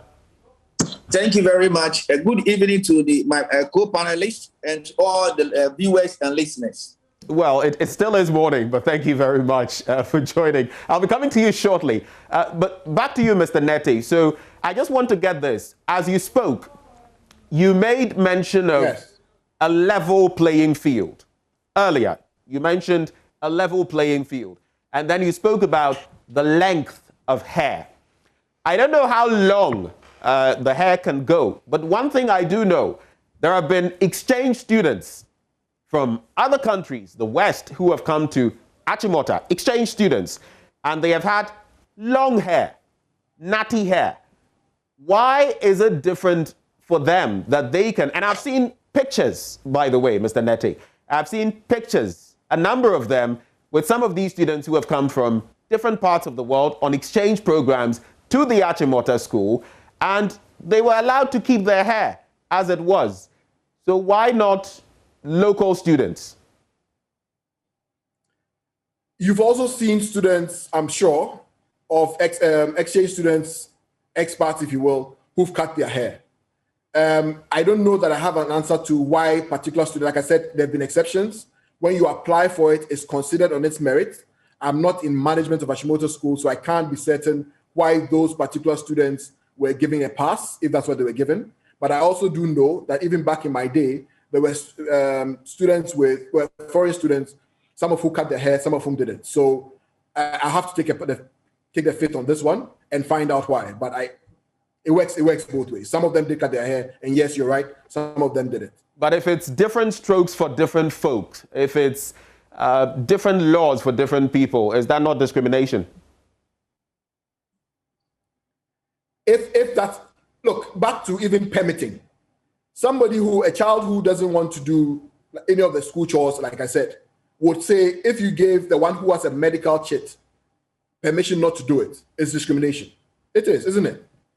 But if there's method to it, if there's a reason behind it, then that makes up for that discrimination in that sense.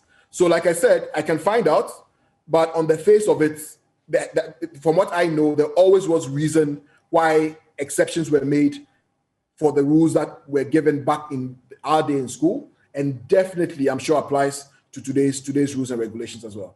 Mr. Neti, do hold with us just a little while longer. There are a few more things I want to run by you with your permission, sir. But let me quickly move on to actually take on Mr. Musa. Thank you once more for joining us. Now, we've heard from the Old Achimota Association. In fact, you've just been listening to the Vice President, Mr. Neti. We've also heard from Nagrat, and Angel Kabonu, president of that group, has been making forceful points about how he feels the GES shouldn't have done what it did with regard to the Achimota school.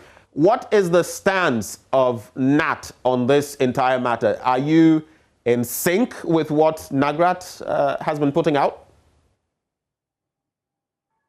Yeah, thank you very much. We believe that the school rules must be obeyed. And that must be said emphatically and with all the authority at our disposal.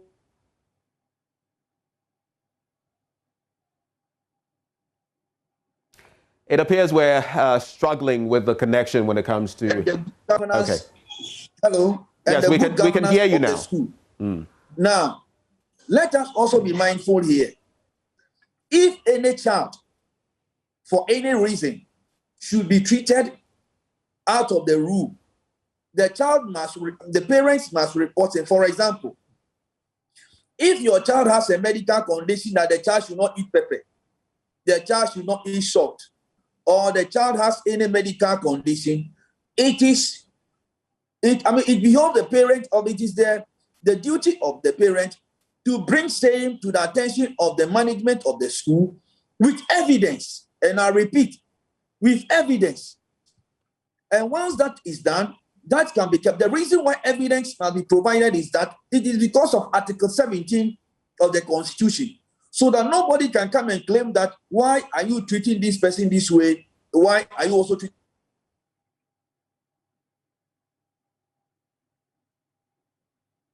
this particular person that way?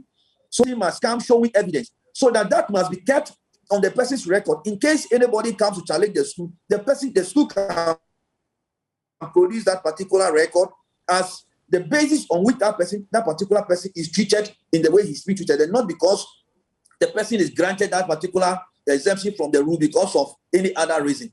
So the third other thing we need to take note is that, look, I am happy that Article 14 reference has been made to Article 14.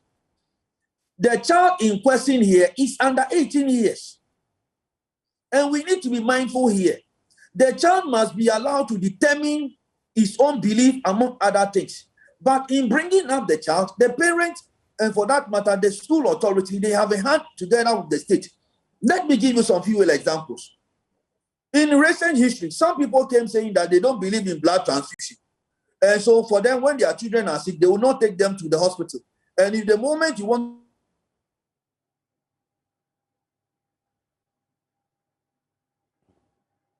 Well, we're still struggling with the connection with Thomas Musa, but some very interesting points that he is making. And we're going to try to see whether we can actually have him make these points forcefully, or at least land with these points. There are a few more things I'd like to run by him, and should, technology permit, I'll do exactly that. But I think we still have Mr. Nete on the line. Okay, so Thomas Musa, I do see you. Unfortunately, the connection is not so good. So if you could wrap up on that point so we move on to the next one, I'd be grateful. Please, can you hear me? I can hear you loud and clear. Okay, so let me conclude on this one. Right. So what I am saying is that if somebody cannot say that because I don't believe in blood transfusion, my son should also not be giving blood, should we look on for the child to die? No. So at this particular age, the interest of the child should be protected. And so if by obeying the school rules and the dreadlock would have to be cut down for the child to get the school, so be it. I think that's how it should be. And that the parents should not impose their belief on the child. I think the state should step in and get this thing corrected. Don't you feel we're being anachronistic, if you like? We're staying rooted in the past when it comes to these issues. I recall in 2015, Angel Kabonu, who is with NAGRAT, your counterpart, he actually made mention of the fact that, there were some students from St. John's Grammar who were being prevented from sitting their exams because the headmaster felt their hair was a bit too bushy or unkempt.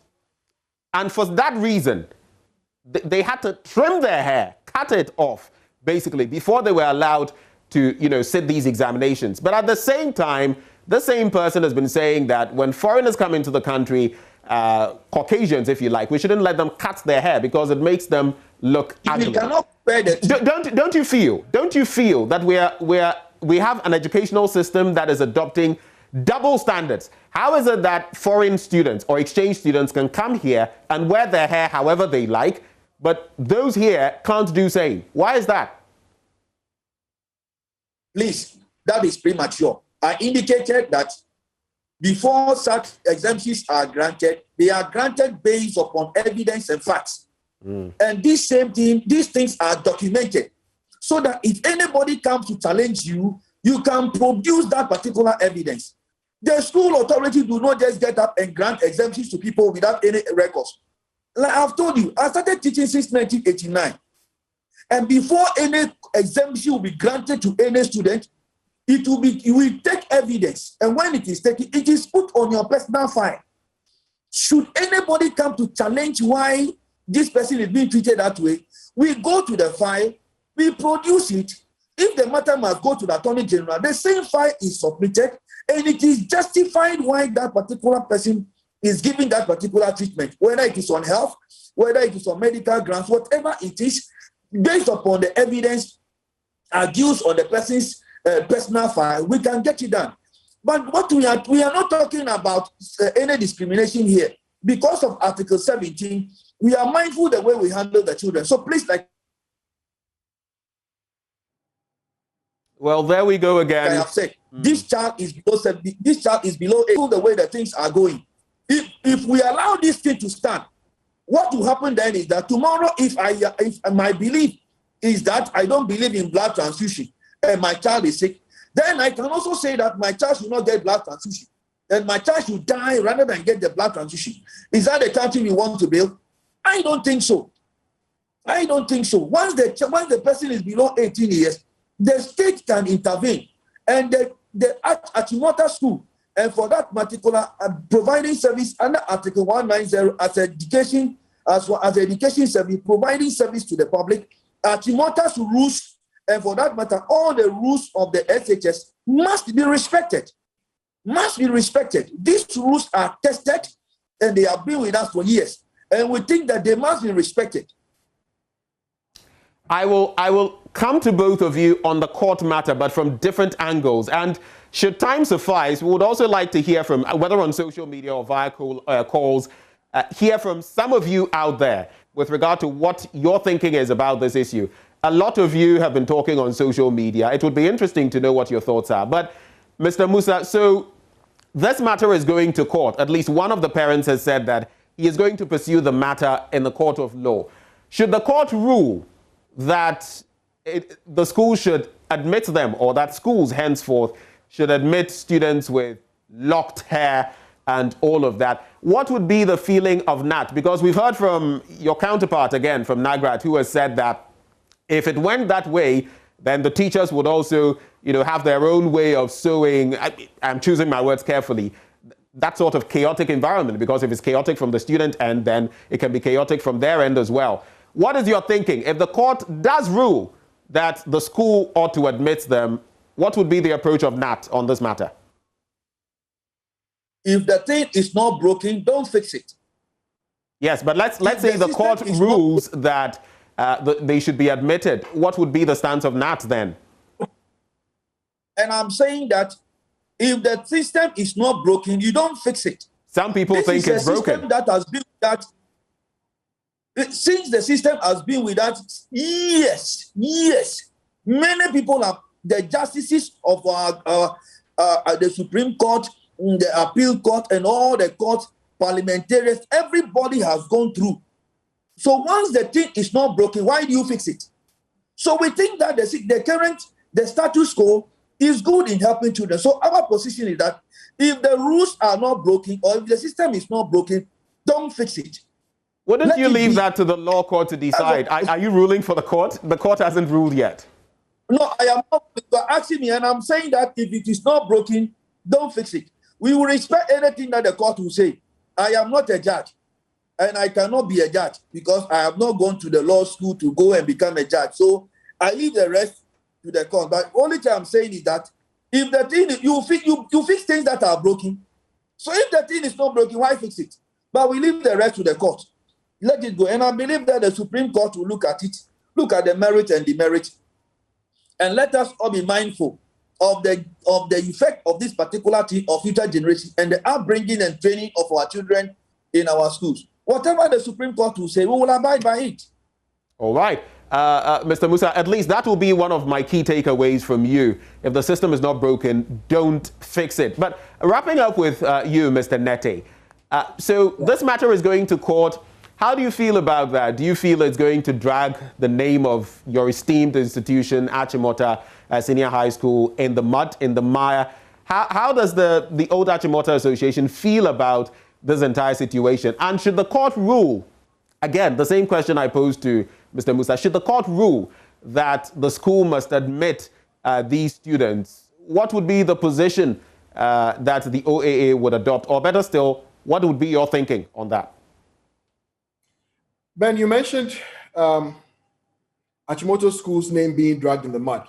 Truth of the matter is that I think that this whole furore has probably gained more traction than it ordinarily would have because it's Achimota School.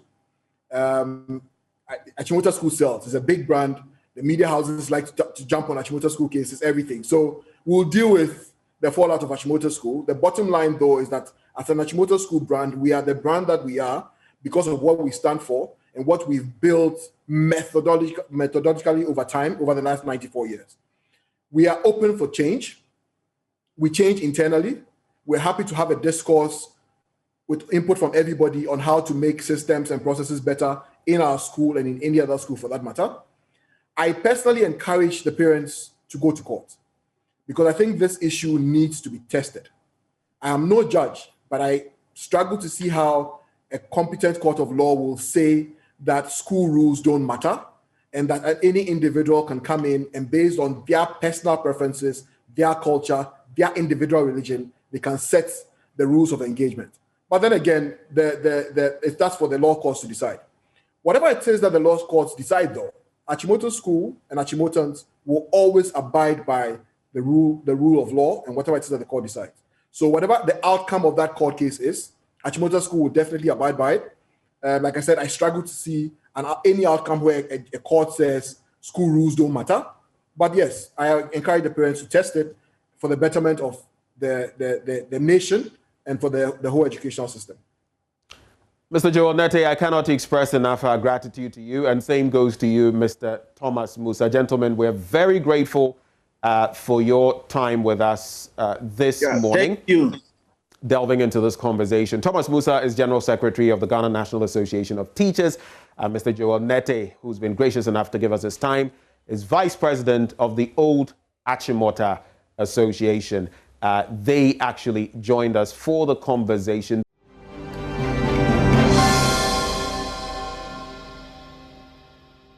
But another bit of a focus, like I mentioned earlier, has to do with you watching us right now. What do you think about the situation? The conversation continues on social media. You can actually still share your thoughts with us so we know what your thinking is on this matter. We'd love to hear from you. But coming up on the show, coming up next, we started talking to you about it at the very outset. It has to do with the Pokwase interchange. Especially if you use that stretch, you would have noticed the work. But how has it impacted you? How is work progressing? What are the deadlines? What should we look forward to? Well, Mamavio Usu-Abaje has been spending time there checking on the progress of work on one of Ghana's busiest roads, busiest stretches. And that comes your way next on the AM show with regard to the latest developments. Do stay. This is the Pokwase interchange. For those of us who use the Accra-Kumasi highway every day, we can't wait for this project to finally be completed. It connects many places, in Sawam to Accra, Awoshi to Pokwase, Kwabenya to Pokwase as well. We're almost getting to the end of this project. I see the end in sight. That's why I've come to speak to the site engineer Kwabena Bimpong, to give us an update of this project, which started sometime in 2018. It had quite a number of postponements, but thankfully it looks like we're getting to the end of it. So I want to say thank you so much for allowing us to be here today.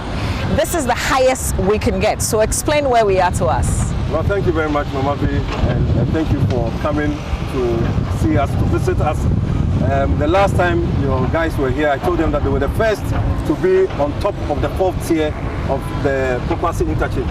Okay, so as you rightly said, we are on top of the 4th tier of the 4th tier interchange. Okay. And basically the 4th tier connects Awoshi to Pabenya through Pokwase. And the lowest tier is from Accra to Kumasi and Kumasi to Accra vice versa. In the same vein, we have 2 other tiers, and those tiers are for the interchange, and that's what brings up the name interchange. So if you were moving from Awoshi to Accra or Awoshi to Kumasi, you will use the 3rd tier. The 3rd tier, the right turn will take you to Accra, and the left turn will take you to Isawam or to Kumasi. In a similar vein, on the opposite side, when you are from Pabenya going to Kumasi or from Pabenya going to Accra, you use the other 3rd tier, which has the right turn and the left turn.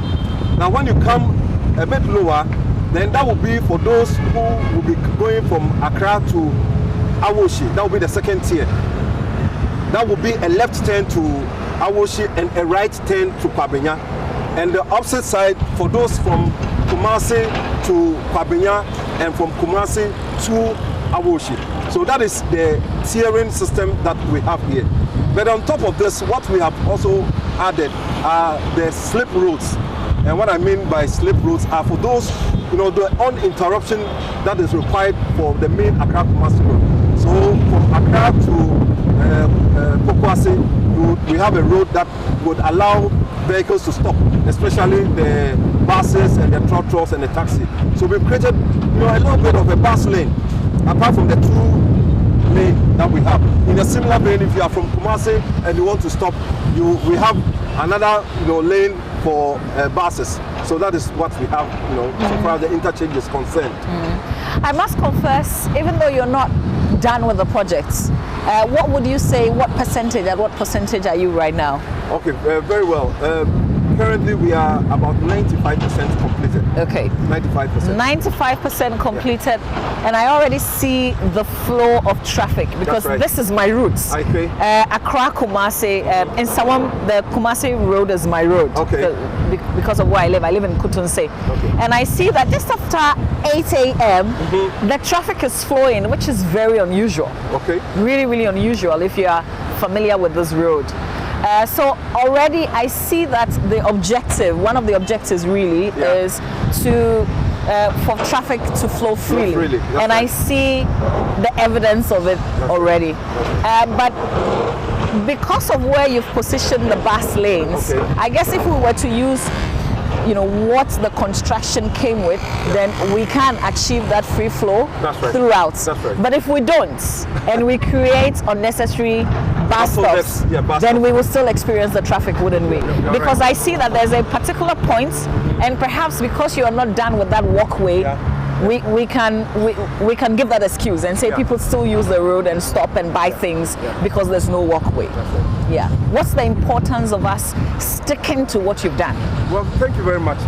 Like you rightly said, the road is not fully complete, and therefore the road which is supposed to be used by the trotros and the taxis and the other buses who desire to stop, especially at Pokwase, do not have that opportunity. So they are currently using the main dual carriageway to Kumasi, which is supposed to be an uninterrupted, highway, if I would put it that way. However, unfortunately, commercial drivers, look, if you took one lane, let's assume if you took just one lane, there will still be traffic flowing. But if you look at what they do there, they just block the entire road. And the hawkers and those who sell, yes, it is true, we have provided walkways on the extreme ends of the road. But then they have come all the way to where they are not supposed to be, and in some areas they are selling right in the middle of the road. So we've been juggling with, and again, it's a safety issue. Okay, so when the road is completed, we would have done engineering. We've done all that we have to do so far as the engineering is concerned. But there's a need for education and there's a need for enforcement, because it looks like if you just educate people and then you don't enforce, you are not going to get that far. Absolutely. So this is a good observation. Okay, great. So also explain to us, it's not just an interchange. You've got what you call the local roads. There's also the street lighting aspect of it. So explain this project. Okay, well, like you said, it's not. Let me just start with even the main, approach roads from Awoshi. We realize that the AFDB financed the construction of the first part of the road, almost 10 kilometers. Now, what we have done is to continue with that dual carriageway with service links from Canada area all the way to this place. That's about 5 kilometers. And it's a dual carriageway that comes all the way. That is actually completed. Now, beyond it, that is towards Pabenya, we've done just about a kilometer or two, just to dovetail back into the single carriageway, because our money does not get far. But I know that in the future, that road is also going to be opened up into an 8-lane that will go all the way to the N1, that is to Tema. Now, on the Accra-Kumasi Road also, from Jonte, where the U-turn is, we've opened it up all the way, that's about 2 kilometers, all the way to Pokwase. And again, it goes back into the existing 2-lane dual carriageway. I know that the government has given a contract for the widening of the Fakor to where I just moved on to the U-turn. The Jonte area. The Jonte U-turn. And then beyond Pokwase U-turn, all the way to Isamon. We are going to have a 6-lane. Okay. So that would then open up the road and ensure that there will be free flow. Okay. So that is for the approach roads. Now, when we go to the various quadrants, and what I mean by quadrants, we have 4 quadrants. On the northeast, the southeast, and all that. We have provided over 15 kilometers of local roads, and these are single, surface dress roads, to ease traffic within the communities, and also to promote, if a road comes to an area, straight away the value of the community improves. Yeah. So we want to improve the livelihoods in these areas. So if you are from Accra going to, let's say, Kwabenya, you don't need to come to the interchange. We have a bypass about 2.6 kilometers that you can use and then join the Kwabenya road. So this is before Jonte? Before, well, if you are coming from Accra, it is just after Jonte. Just after Jonte. Then you go off. And you go off. You go off where the new fuel station is. Okay. You turn off, you go through it, and then you end up on the Kwabenya Road. Okay. In a similar fashion, if you were coming from Kwabenya and you wanted to go to even Kumasi, okay, or to go to Pokwase, we've created another road that goes through the Pokwase town, hits the Katapo Road, then joins back onto the old Accra-Kumasi Road. Again, the old Accra-Kumasi Road from Pokwase all the way to Amasaman has been, resurfaced and reconstructed actually, because it was almost impassable in those days. Then when you are from Kumasi, we've created another, 400-meter bypass, so you don't need to come to the interchange, in such a. The same way from Awoshi going to White House, there's another road there, which, and this is all to help in the free movement of goods and, and human beings, if I would put it that way. Sure. Yes. Then the other aspect, which is also very interesting, you mentioned the other road appurtenances in terms of road signs, road line markings, traffic lights, the walkways. They are all being provided under the project. But of importance are the drainage structures. And these are storm drains. Normally when we do road works, you might think it's just providing the road. But here we are providing over 5 kilometers of storm drains. So if you look behind me, this is the Sumpa River. The Sumpa River originates from the Guaco, which is the forest, on your right-hand side when you are from Accra towards Pokwase. That is the source of a river. And that river flows and serves so many people through the Ayawaso and ends up with the Insaki River. Okay. Insaki. So we have connected all the way from Guaco all the way to Insaki, over 1.2 kilometers. Over 1.2 kilometers of storm drain. We are almost done with it. Within the communities where there was significant flooding, even before we came on board, all these places we have provided storm drains. There are many, over 5 kilometers, as I mentioned. Yeah. Well, one of the key things will be the U-turns, and once you mentioned the Jonte U-turn, because it also causes a lot of traffic. That's right. Will there be a U-turn there? Yes. Okay. And this is going to be temporary. in the sense that for our project, because the linkages are not completed, in terms of the overall road infrastructure, we are going to leave the Jonte U10. However, the U10 at Pokwasi is going to be closed. Okay. But then in the final design, that the Ofanko to Jonte and also beyond, that the Ghana Highway Authority is implementing, that U10 will also be closed. Okay. Yeah. Okay. Well, so the almighty question is, when would you finally complete this project? Because this fourth year that we're on is still very much under construction. That's right. That's right. Yeah. The original dates for, and again, we've had a lot of extensions. Well, 2 extensions, and the last extension that was given to us, we are supposed to complete by the 4th of April. But our desire was to have completed by the end of March.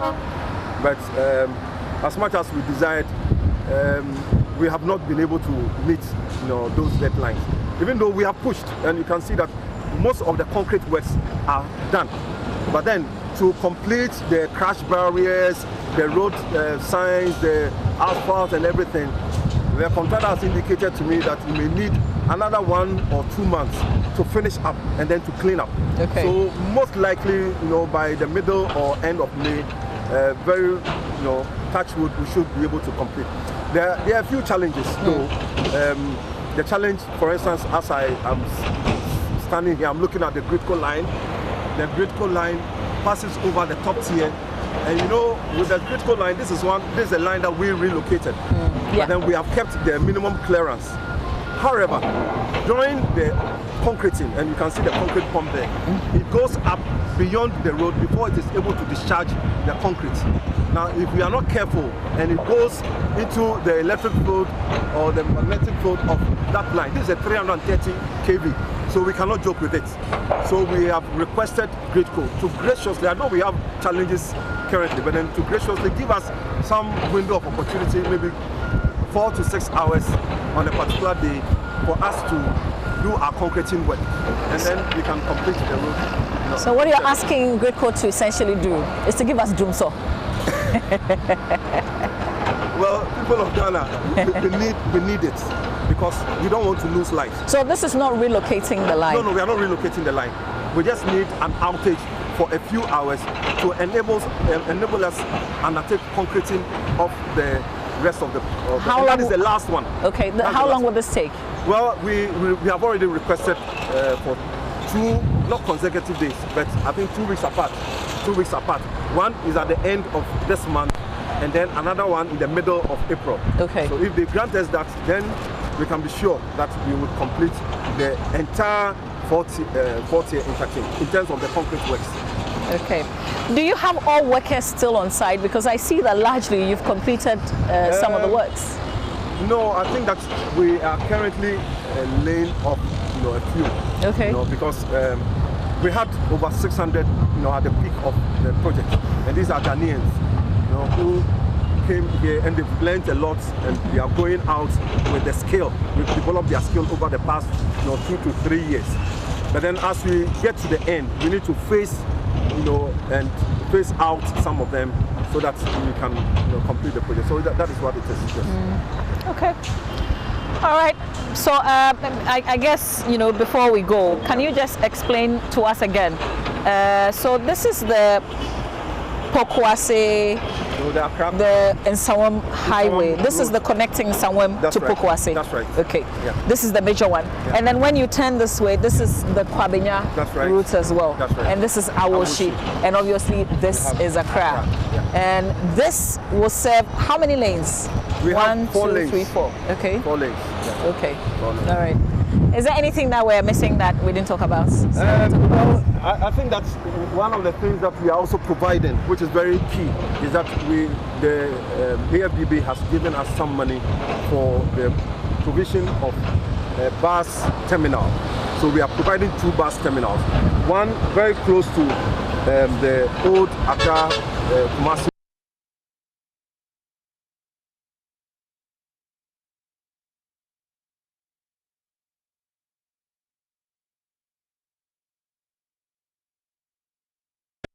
Side, under the bridge, we are going to pave that area, and that is going to be used for the tractors, the taxis, and maybe even the water tankers. So that is yes, okay. The tunnel. That's right. That leads to the place. Why Yes. did you do that? Well, we did that because, you know, we don't want to make the economic or to degrade the economic well-being of people whom we met here. So we either maintain or improve. So when we came here, we had, you know, these people who were abstracting water from the Guaco or from the Sunkwa River and selling to the general public. We didn't want to, you know, take their livelihoods out of them. So what we agreed is that the project is going to provide them with a pump free of charge and going to provide them with access.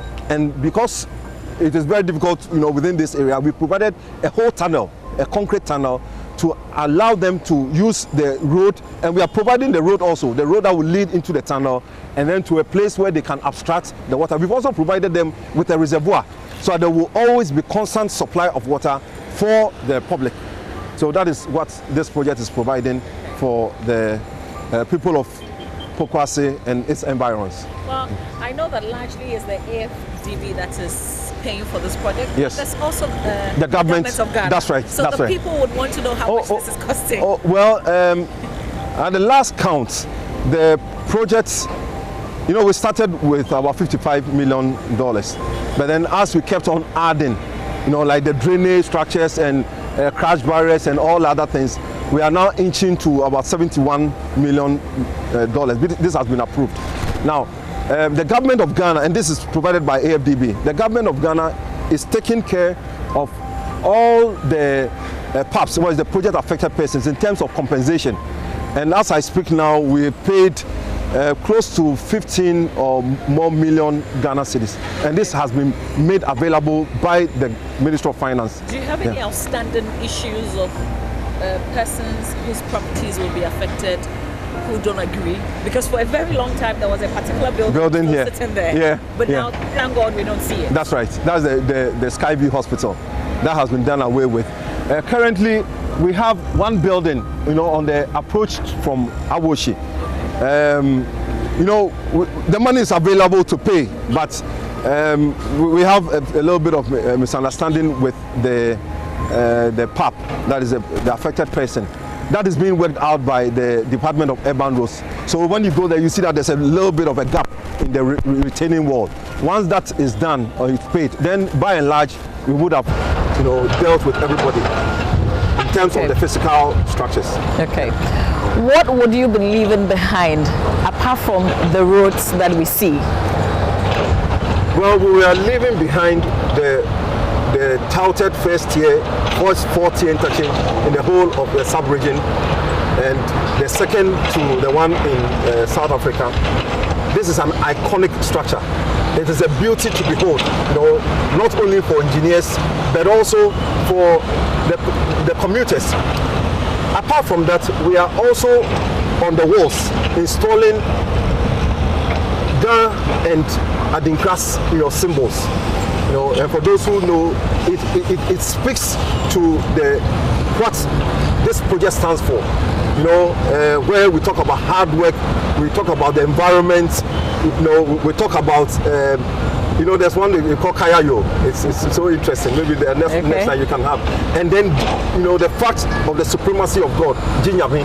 These are all the historical things that we are living, you know, with the people of Ghana. And engineering-wise, this has been a fascinating.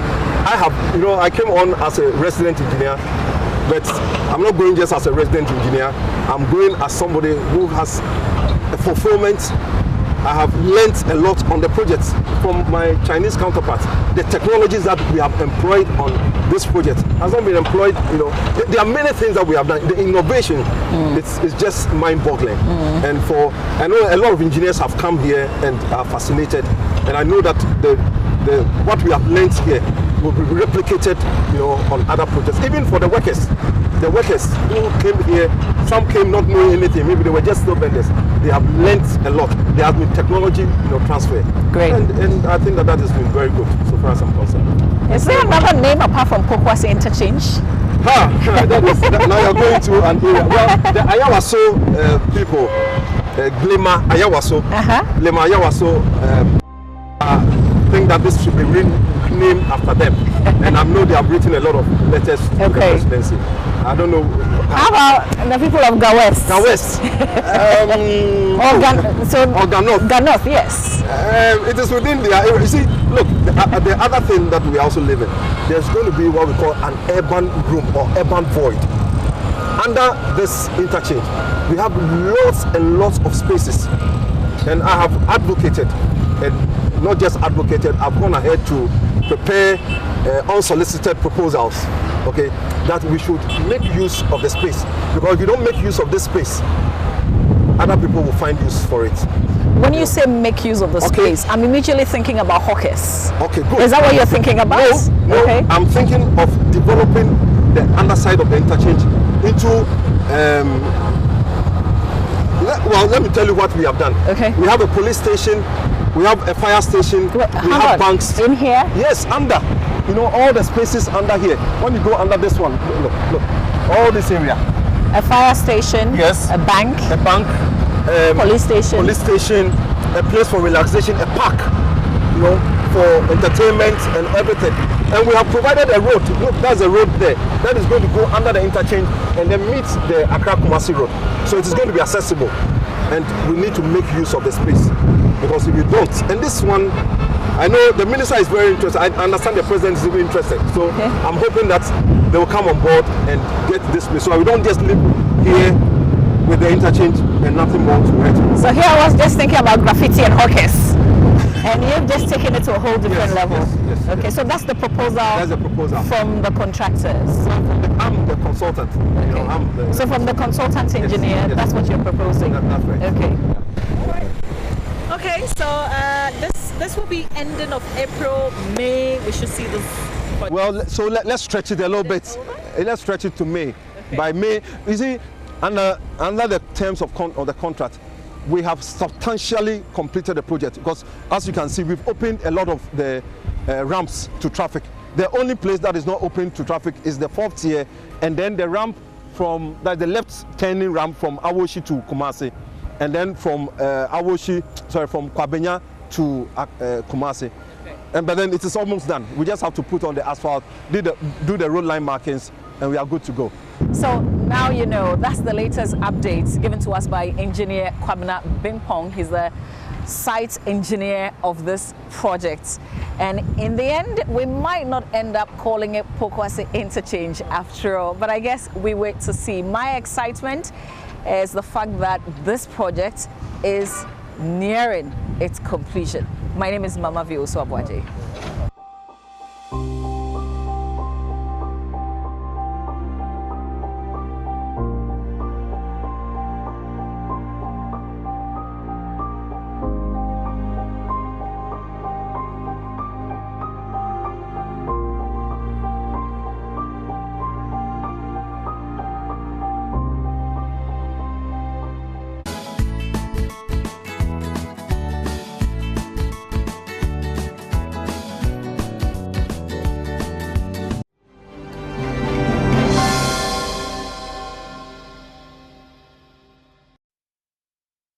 At the heart of the Nakoro community and overlooks the Nakoro Dam is the Nakoro Ancient Mosque.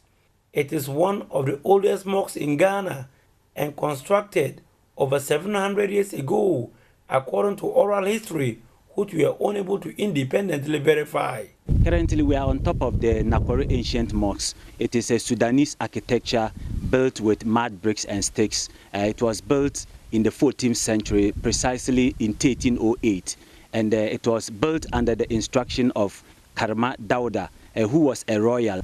During the days of yore, Muslims who wish to perform the Muslim pilgrimage to Mecca first has to come to this community called Nakoro, visit this mosque and perform 2 rakat prayers. As you can see, there is a big tree down here, down there. It's our grandfather's son. He dead, and they bury him there 7 days, and that tree germinated there. So that in the old time, when they want to go to Mecca for pilgrimage, they will come to this mosque, pray 2 rakah, go there. In our tradition, ask for permission because they are the first people to go to Mecca and come back. As part of the Ghana Man series, I took a tour of the monument that the people in this part of the earth has reverence for. I was joined by 2-time national best tour guide Aziz Pelpo and caretaker of the Asian mosque, Yakubu Tairu Parasagana. The ancient Nakoro mosque was constructed using teak and rosewood that supports the flat roof, which is of mud construction.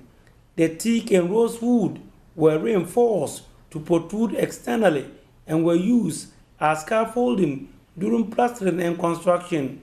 It has 2 towers that stand taller than the buttresses. One of these towers faces east and contains a small prayer room.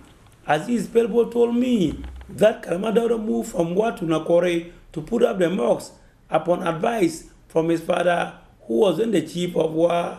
And at the time, somewhere around the 14th century, Islam was not dominant in this part of the country. In fact, Islam was not acceptable. So practicing Islam within this community, you were considered a kind of an outcast. So his father being the paramount chief at the time, having his son, who quote and unquote was an outcast, he advised the son that instead of worshipping your God here and distracting us, why don't you move to the King's Forest, as translated in the local language. Move to the King's Forest, settle there with your family, and then you can freely practice your religion there. So this Karama Dauda moved with his 2 wives and their 4 children to this particular community, now known as Nakore. Do you have a lot of visitors to this place? Oh yes, we do have lots of visitors to this place, especially archaeologists and other people that are interested in old buildings and old structures. As a tour guide, I do bring lots of tourists to this particular place, considering the fact that it is also a religious site. So I bring a lot of religious tourists. Some people consider coming to this ancient mosque as even pilgrimage. So it is one of the tourist attractions in the Upper West region that enjoys a lot of patronage. What will be done to change the status quo? The Museums and Monuments Board, as a matter of urgency, should engage the community members to identify some people in the community, train them, and engage them formally to take very good care of the mosques. And as they are doing the maintenance, the routine maintenance, I believe that the Museums and Monuments Board can find a way of supporting these people. I was so disappointed sometime I came here, they were doing renovations and they couldn't afford paint. So they had to go from door to door in this same community to solicit for funds to acquire paint to keep this beautiful edifice in place. So I think that all in all, we all need to also patronize this attraction. To date, prayers are still done here. Before the advent of the COVID-19 pandemic, averagely they receive 700 visitors. However, few hardly visit the place as it now serves as a resting place for animals, especially goats. It is dilapidated and on the verge of collapsing. Beautiful structure, but it's about going down. Well, conservation is our biggest challenge in this part of the country when it comes to tourism development. This building, I am reliably informed, it is under the care of the Museums and Monuments Board, but they hardly come here and they hardly engage the people. And even to get a trained site guide at the post or even an information center is a very big challenge for us. So as tour guides, sometimes you come here and it is really a very big challenge for us over here. Yakubu Tairu Prasagana said plans are far afoot in the coming weeks to fix it. Inshallah, we will repair it before this Ramadan coming. We will rebuild it. We don't want to use any modern materials to build it. We want to use the old clay, the old sand they used to build it. We are using that one. That is why it keeps long like this. Another area of concern is this dilapidated structure, which was constructed a few years ago to serve as information center for the Asian mosques. The building upon completion has not been used and now in deplorable condition. APAWA's regional director of the Museums and Monument Board, Kenneth Fonjigba, is aware of the deplorable condition the mosque is, stating that he's liaising with the relevant bodies to fix it. Luckily for us, the Municipal Assembly funded the Ekenferguson graveyard, and it was recently handed over. Nakori Mosque has also been in the pipeline since last year. After that, unexpected distraction. So let's keep our fingers crossed. I've always been in touch with the heads there, from the engineering department to the works department to the administration of the assembly. This opening currently you are seeing is not another window, but I can tell you that it is a staircase of the ancient Nakoro mosque. For one to move in, down there, or come up there, you struggle a lot. So now, let's move in and see how we are going to get down. Domine. So for one to go down, what you need to do is that you need to squat. When you squat, and you bring your legs back, and then you can see how I struggle. I'm struggling to get down to the ground floor of the ancient mosque. Reporting for JoyNews, Rafiq Salam, Nakora.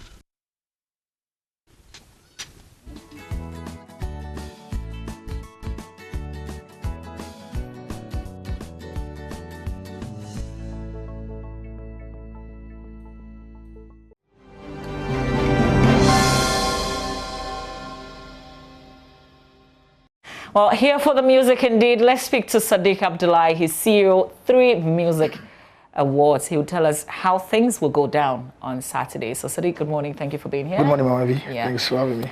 I guess a lot of people are maybe wondering how it's going to be, especially because restrictions have eased a bit. When you did the first virtual concerts, things were not as easy as it is today. Yes. So how is this one going to be?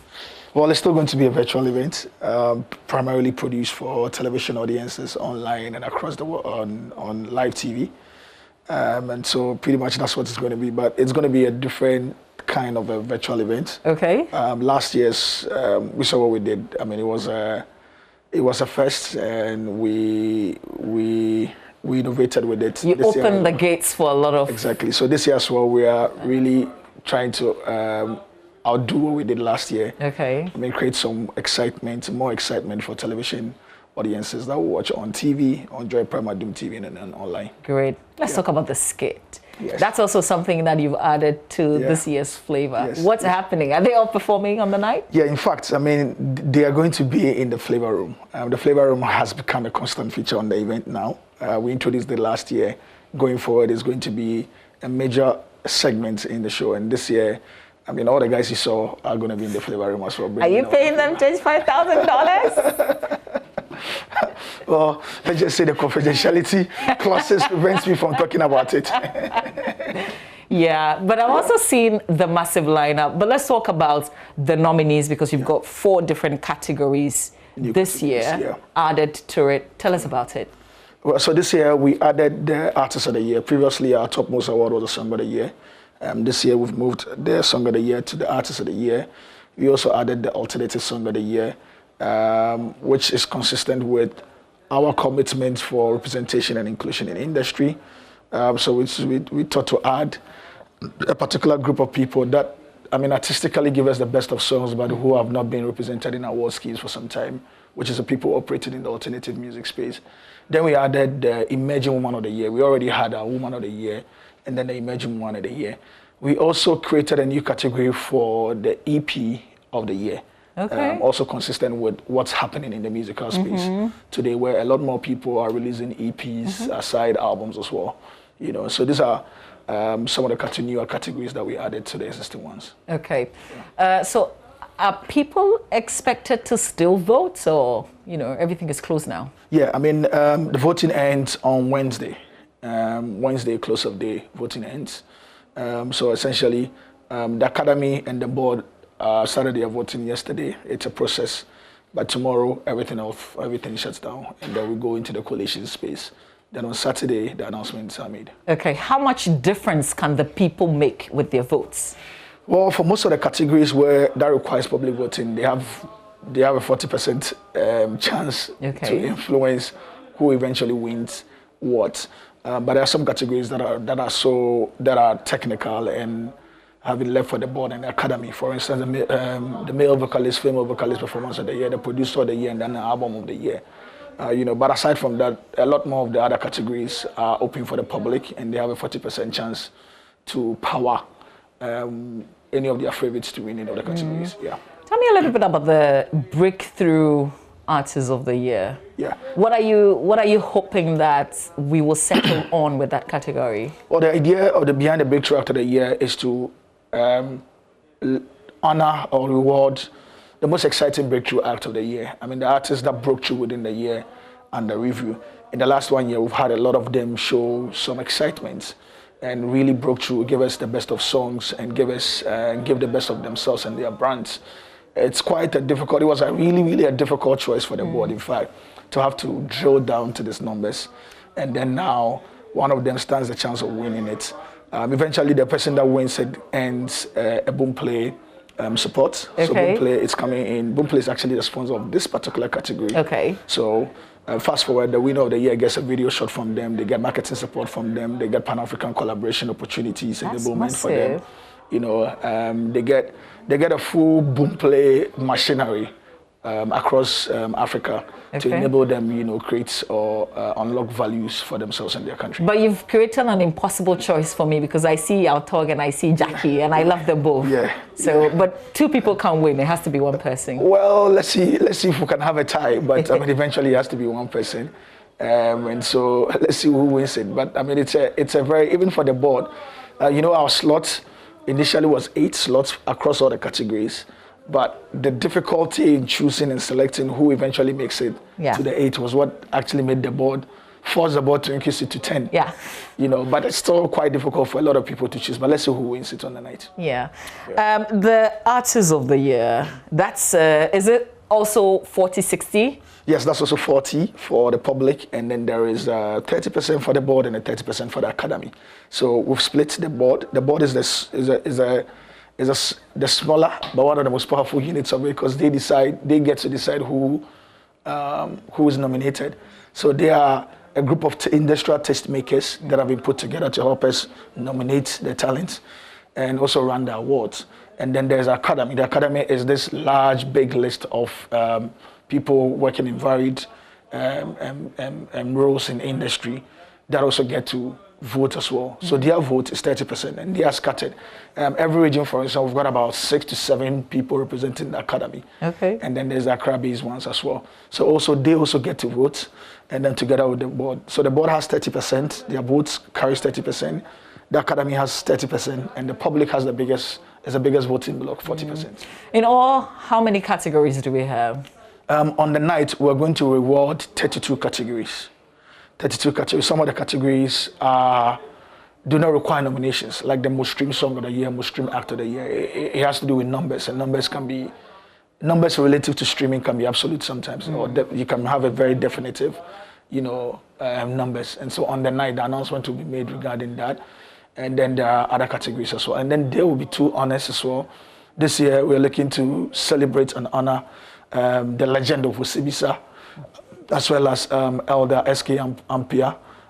He has written close to about, if I'm not exaggerating, close to about 1,000 gospel songs. Wow. And some of the gospel songs that you hear that has been re-rendered again and again was actually written by him, and he was a music teacher as well. And so they are the 2 people that we're looking to honor this year. All right. Yes. And I've seen the lineup, plenty performers. Exactly. Wow. Yeah. What's the thinking behind that? Well, like I said, we're looking to really up the ante this year. And that explains it. You see them a lot like that, but it's not as if they are going to, obviously it's not a concept, but the performances have been structured and produced and packaged well curated to excite, the viewers that will watch it. Like I said, the idea is to elevate it. The idea is to, set another standard for ourselves and for industry, most importantly.